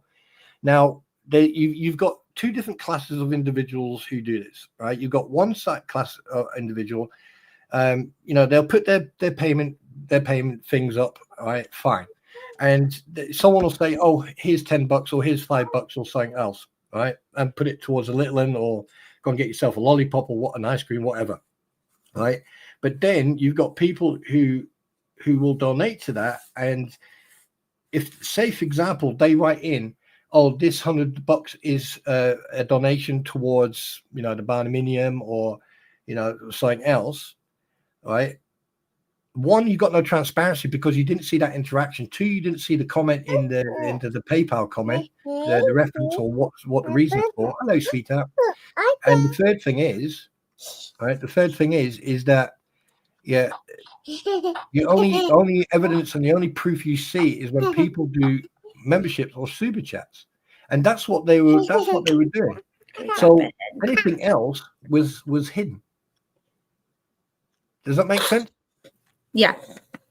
It's just that's where the fraud comes in. But like strictly from a super chat perspective, like, and I didn't want to be rude yesterday, and I believe it was Deborah who said it, and I did, and Deborah, I'm glad she came back today, because I was like, after the stream, I was like, well, that sounded kind of rude the way that came out. I was like, it's not my intention, because when you say in a super chat, it's for this, the intention of what you say in a super chat doesn't, in the eyes of the law and the IRS, doesn't matter. And I didn't mean that to be like what you say doesn't matter. Like what you say in a super chat doesn't matter. I'm like, in the eyes of the law, what a super chat says, oh, this is for this, or give this to Baby Squid's Banana Fund, that doesn't matter. It's the what I say is the intention of it, is what I say matters. Oh, if I say all the money today is going to this, and then I do something else with it, that's fraud. What you guys question. say in a super chat, you say Square Dancer, nice to see you in here, would send a super chat, and that's not a saying you have to. That's just a no, you can't have my plane. You broke the last one. That's not. Please don't send a super chat. That was just I saw your name first. Send a super chat and you said this is for Baby Squid's Banana Fund, or this or that, or happy birthday, and I don't use it for that purpose, and I go on vacation, whatever that is, and it's a When yeah. did she pass Well, her that's Um, true too. Nobody's just gonna buy seen her that many with bananas for a 3-year-old. That's true. That's true too. I just seen her with a stethoscope. When did the baby squid pass her doctorate? About the same time Bruce graduated law school. Oh wow. Okay. Cool. No, that was on her birthday gift list. When people bought things for her birthday, that was one of the birthday gifts she got, was like a little medical kit. So she's got like a shot thing, like it's got a thermometer on it. But I bought her a real stethoscope, but she doesn't like that one. I bought her a real stethoscope, but she carries this. She has a little cart, and it makes like 8 EKG noises and stuff. But I'll show you guys if I can Just so you find my. just so you know, my queen, Mrs. Spawn, was listening to you in depth, really, really closely. She was trying to give me lip injections the other day. Oh wow! Okay. She was. This is my imitation, and be it this. This is at night. I have no makeup on. I had taken my makeup off. I have my Apple Pencil in my ponytail. Okay, when time out. I got to ask this. Right, I'm going to ask you, darling, because I don't want to. Right, what is it about makeup? Like, you're naturally a beautiful woman. Sometimes women put makeup on because they're under the light. If she's, it's on video. Yeah. You do that. Yeah, because I have this FU in the middle of my face. Yeah. That I like like. Depends how much of it you use and when do you use it and whatever. Yeah, because I don't do a full face of. Yeah, because the fun lip injections. Oh wow, that's like the face expression is like help me. But I mean, like, the thing is, anyone who served in the military, especially us guys, when you're in the field and you have to put your cam cream on, I used to just literally, I mean, like, no word of a lie, I would just like get cam cream, just fucking put it all over the place, rub it around, and that's it. There were some guys, and I can remember, I used to take the mick out of him. Because he would sit there for about half an hour and he would literally put lines, and he would go make absolutely sure that everything was straight lined and everything. And I looked at him and I went, watch this. He went, what? And I took his cam cream, just put my fingers in it and just went straight across his face. Went, there you go. Now you're cammed up. All right. On that happy note, I have to get going. Yeah. It's been good to talk to you, and just, this is what happens behind the scenes. Like, we literally just and I don't get a word in sideways. That's why I'm. And by the way, just a quick one. Thank you very much for having me on tonight. I really appreciate that. And, always. And I will give you the keys back for the house, so you can get your platform back. No, thank you very much for having me on here, and ladies and gentlemen in the community, in the chat, thank you very much for putting up with me, and appreciate your banter and your jokes. Just leave my sheep out of it, otherwise we're going to get personal very quickly. And I do have us set up to redirect over to Rosalind. She doesn't start until 6 o'clock, about 52 minutes, but go give her a like, thumbs up, hit the subscribe button if you haven't. Rosalind is awesome, and tell her I sent you over there. Oh, English is hard. Also wir können auch Deutsch reden, wenn du möchtest. Also das ist auch kein Problem, ne? Hey, Dad. I've been wearing them the whole 3 hours, and we're doing all right. Do you know what? I have to give you an idea, and I have to say this because it's been bugging me for quite a few weeks now. You know that little beautiful picture that you got behind you with the bald eagle and the American Stars and Stripes? Yeah. Have you get an LED light strip around it, right? Try to put get like a 1x1 wood slats, and put the wood slats on behind it, and then so it's off the wall, and then put LED lights around behind it, and I swear to God that would look really, really good. Just saying, just an idea. Who agrees Dad, with me? Click one. I have to I have to mess with the there's a Bose app that I haven't had the time to mess with to change settings and make them sound better and stuff. But the other reason why I have one off one ear is because they're soundproof, which is great when you're trying to concentrate, but not great when you're trying to keep tabs on a toddler. So, all right, y'all. Jeffrey says, "Have a great night." Good, and I suppose Spawn Trooper can have a good night too. Yeah, I mean, in the heart, I mean, right between the freaking valves there on that one. I don't even know how to respond to that, but love you, Jeffrey, really do. And Debbie says, "You're damn right. Baby Squid should come first, and that's why you're such a great mom." Thank you. I'm not perfect, but I try. If I was on your channel, but I do have a lot of mom guilt when I am like on the computer for too much, which is one of the reasons that I don't get a lot of stuff that I have so many ideas for content. I was talking to someone this morning. I was like, I want to do this. I want to do this. I want to do this. I want to do this. I just don't have the time because right now she needs my attention and she demands all the attention during the day and not YouTube. So I get like 45 minutes to an hour to prep things here and there. While there's certain times of the day when she wants nothing to do with me. She's in her own little zone, and I am perfectly fine with that because you can't work on your attention span if someone's constantly there going, "What are you doing? What are you doing? What are you doing? How you doing? How's your day going?" So when she's in a zone and wants to be focused on what she's doing, it's like, okay, time for mommy to work. But when she goes to preschool, I'll have a lot more time during the day to edit and record and things like that. So the channel should start improving as she gets a little older. But right now I do what I can with what I got. Does she sing? No. Just talks a lot. The ultimate goal is to make enough money on YouTube where I don't have to get a 9-to-5 job. That's the goal. Well, so that's one of the reasons I'm trying to grow my channel is not to be a grifter, but so that if, I'm working from home and YouTube, I can, if she's sick from school one day and need to stay home, I don't need to call in sick from work and, feel guilty about that. I can just go, "Hey guys, no stream today. The little one's sick."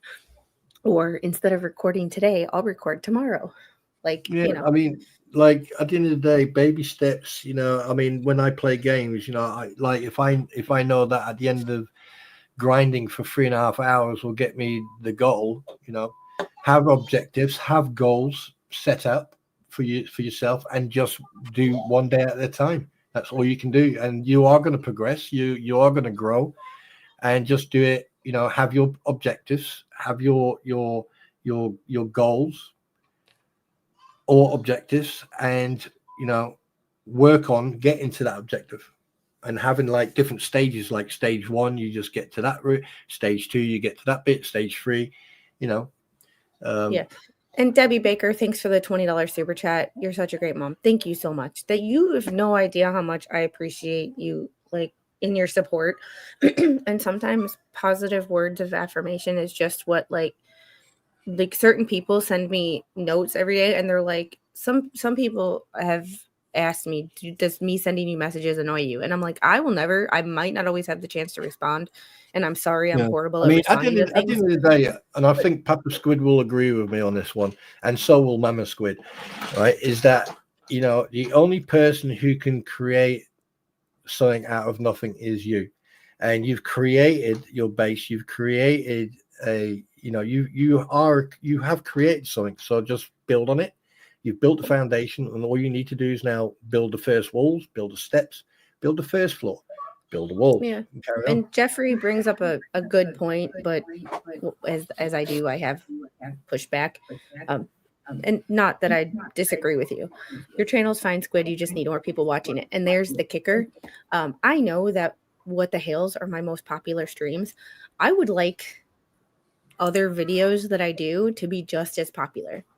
But the problem with that is I've noticed a lot of What the Hales people are like, What the Hales 24/7, which is fine. Like that's your passion. You go for it.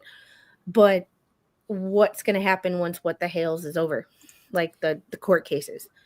It's good point. I mean, it's- I'm just going to carry on being me.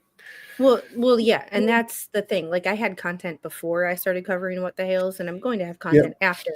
It's just I want to keep the momentum, and I don't want to, one, have it stall out, and two, that YouTube algorithm is kind of a bitch, and it's not a fan of live streams. So I need to get better at cutting live streams into shorter videos when there's certain, like, so this is a 3.5 hour live stream.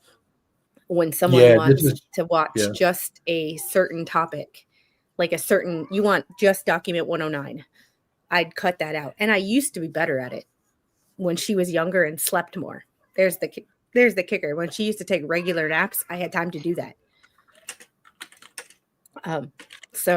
But now she's awake all the time and I'm busier and not having to teach her. I enjoy teaching her things, but like working with her on, colors, numbers, letters, getting dressed, things that you like me as an OTA, I enjoy doing because I'm like, let's get a head start on like getting dressed. Like things, instead of me dressing her, which takes 2 minutes, we're going to take 5 minutes and I'm going to help you do it yourself.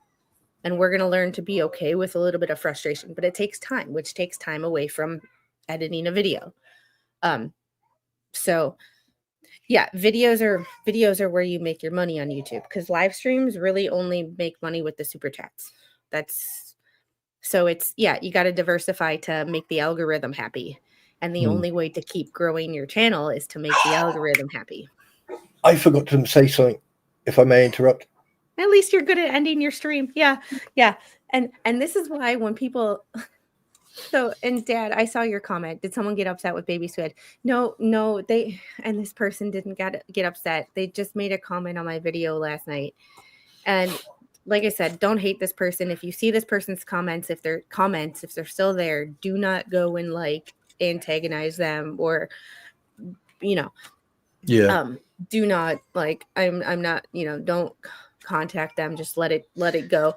Last night, or they made a comment, something about like, I like you, Squid, but having her on your around is too distracting, which it was like, fine, that's your opinion. It's great. I'm sorry. I'm a stay-at-home mom. This is just kind of the way it is until she goes to school. Like, I can't, like, it is what it is, and,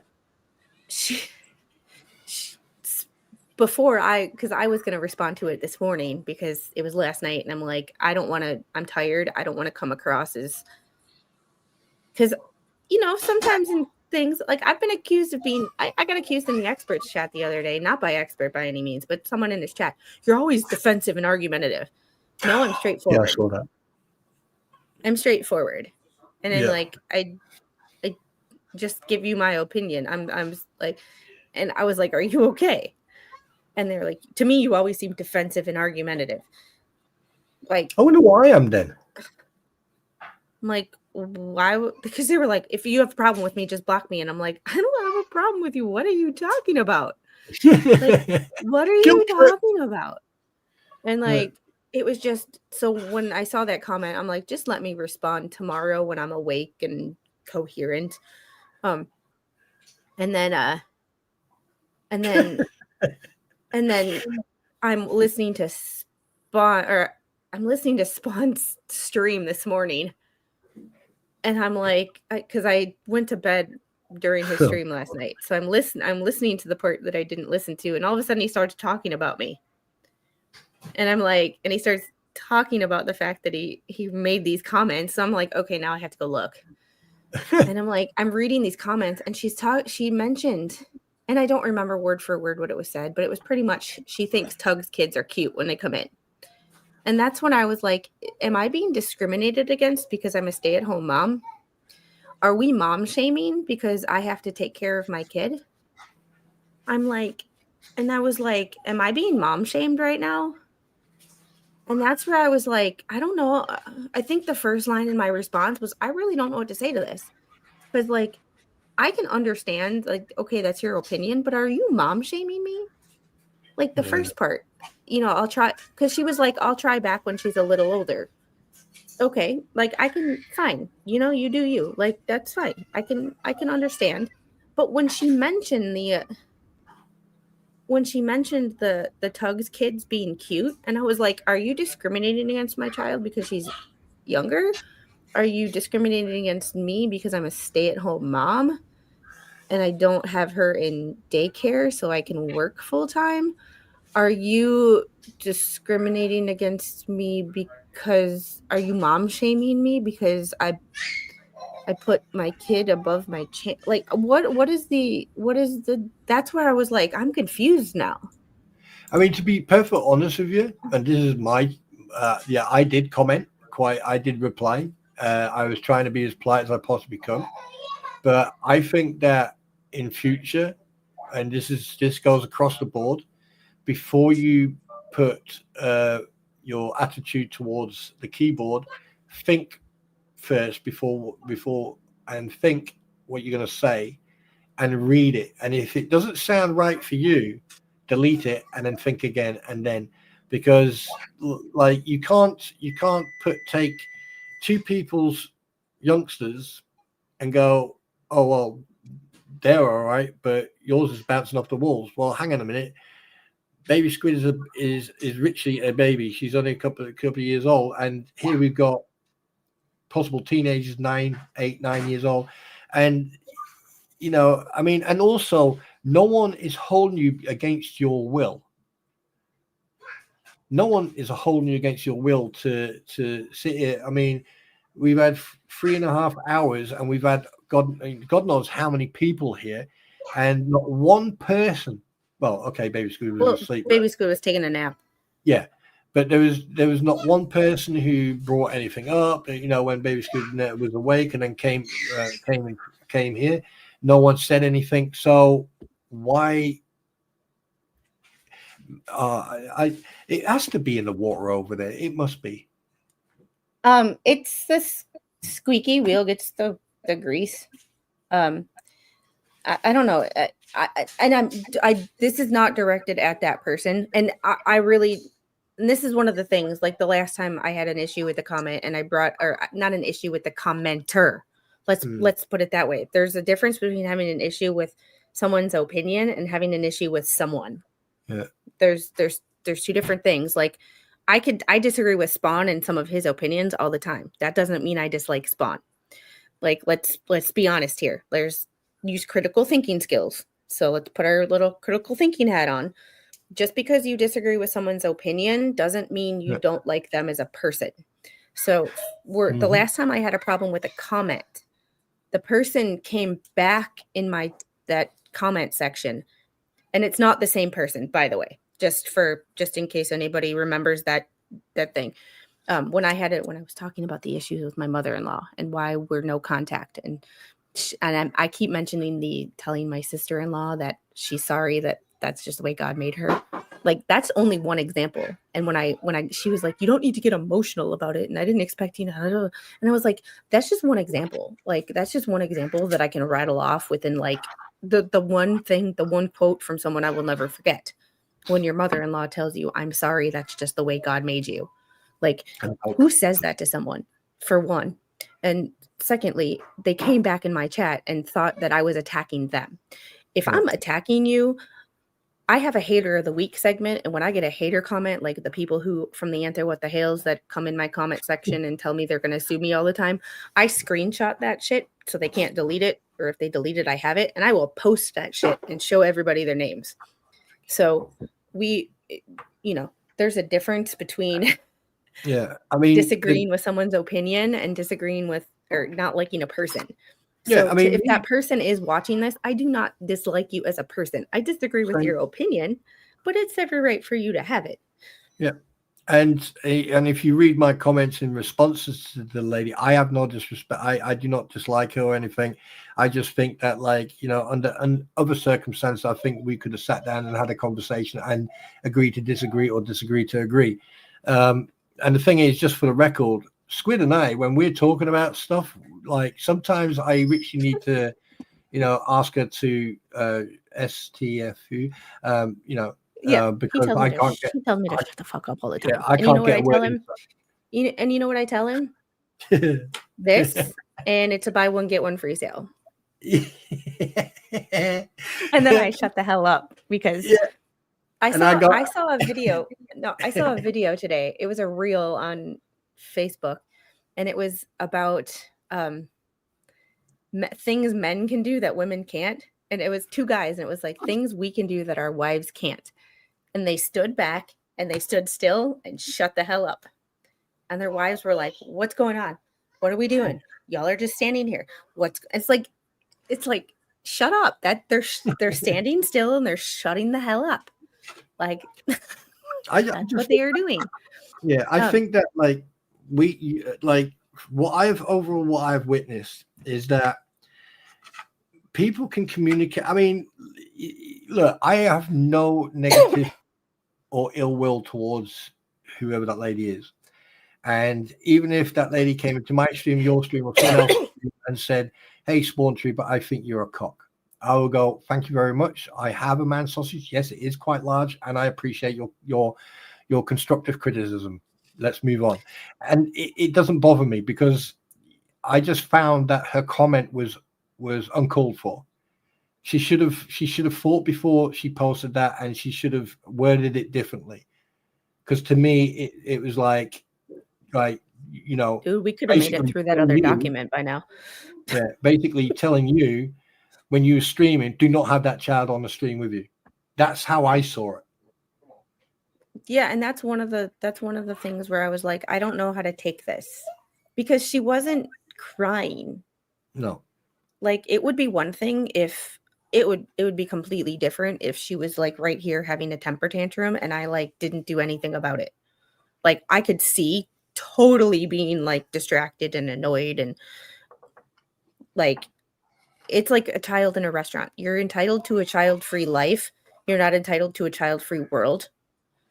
So you're going to run into a child in a restaurant, and yes, children throw tantrums and occasionally cry, but it's when the parents don't do anything about it that I'm like, okay, like a child's going to have a tantrum, and sometimes their tantrums are stupid. A lot of the times their tantrums are stupid because they have big emotions and they don't know how to handle them.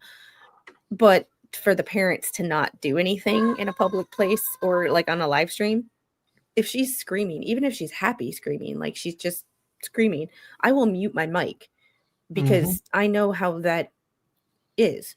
But like when she's here and she says blah blah blah blah, like guys, I'm sorry, like that, I would rather if I have to have her on my lap until she's ready to get down and go play, and she not have a tantrum in the 2 hours I'm streaming, I would rather do that than prematurely put her down and her get pissed, because then she's never happy, and if she's not happy, no one's happy. Let's put it that way. But Rick Reed, thanks for the $2 super chat, and Stats, thanks for the $1.49 super sticker. I appreciate both of you. I do want to share one thing.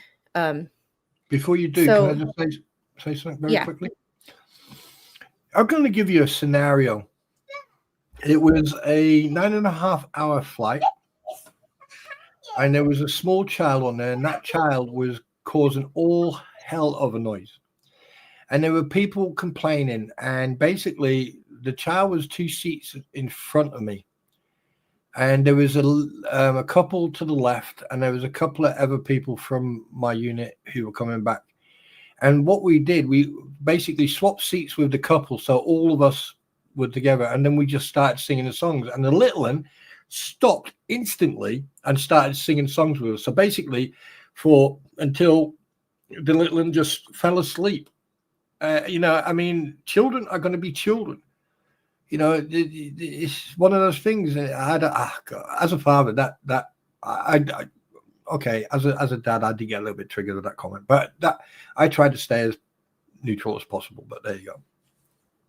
Yeah, if you don't like noise, right, then turn the bloody thing down, or just wait, or say, "Oh, I'll pop back later," or something else. But don't make a big deal about it.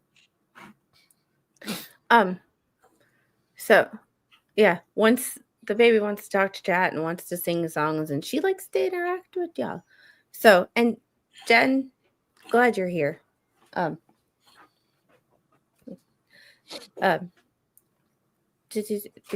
lost my train of thought. Yeah, no apologies necessary. But Jen I've been talking to Jen for a while, and Jen shared her story with me, and she lives in North Carolina, and her son lives in New York, and he's getting married, and they are not in the financial place to be able to travel up there. And unfortunately, with the cost of a wedding, it is not in the budget to allow in the wedding budget to fly them up there. So she does have a GoFundMe. She does have her story on there. If y'all would like to donate, you don't have to. I'm just sharing it because I've seen the receipts. I know the story, and I think it's important, an important thing to be able to go see your son get married. And meet and see your grandson. She lives in North Carolina. They live in New York. It's not an easy trip or a cheap trip. So here is the link to her GoFundMe. If you would like to donate, it would be greatly appreciated. And if not, that is understandable. But like I said, I told her I would share it. So I am. And it's everybody else's, prerogative, what they want to do with that.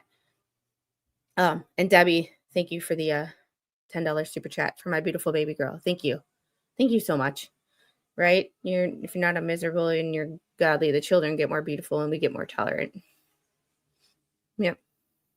I saw something about I mean, Sniper says he likes me. He likes it saying little. Usually I call them rugrats. I heard a semen demon the other day. No, I mean I used to call my semen demons the other day. I'm like, really? Yeah, when my daughter was younger, I used to call her a rat bag. She used to call me. All right. On that note, I do have to get going because we could have read that other document by now. But thanks for the 113 people that decided to hang out with us for our post-document chat. It's good to decompress. It's good to have a little bit of a chat after serious talking. Yeah, and this is usually when we end the stream and we sit like this for a good 15-20 minutes. Mm-hmm. And the whole I gotta go and us keeping talking, this is not a live this happens even when not live. So this is legit, like this is behind the scenes right now. Yeah. Debbie, no need to apologize. Yes, and lovingly called Rugrat. Semen Demon does. Semen Demon was when they're being a butthead. So that was in jest too. All right. Now it's 29 minutes until Rosalind's stream. Go tell her I said hi. And y'all have a great night. And I really hope this redirect works because I set it up before the stream. Yeah, we had a saying 50 years ago, Fleasa.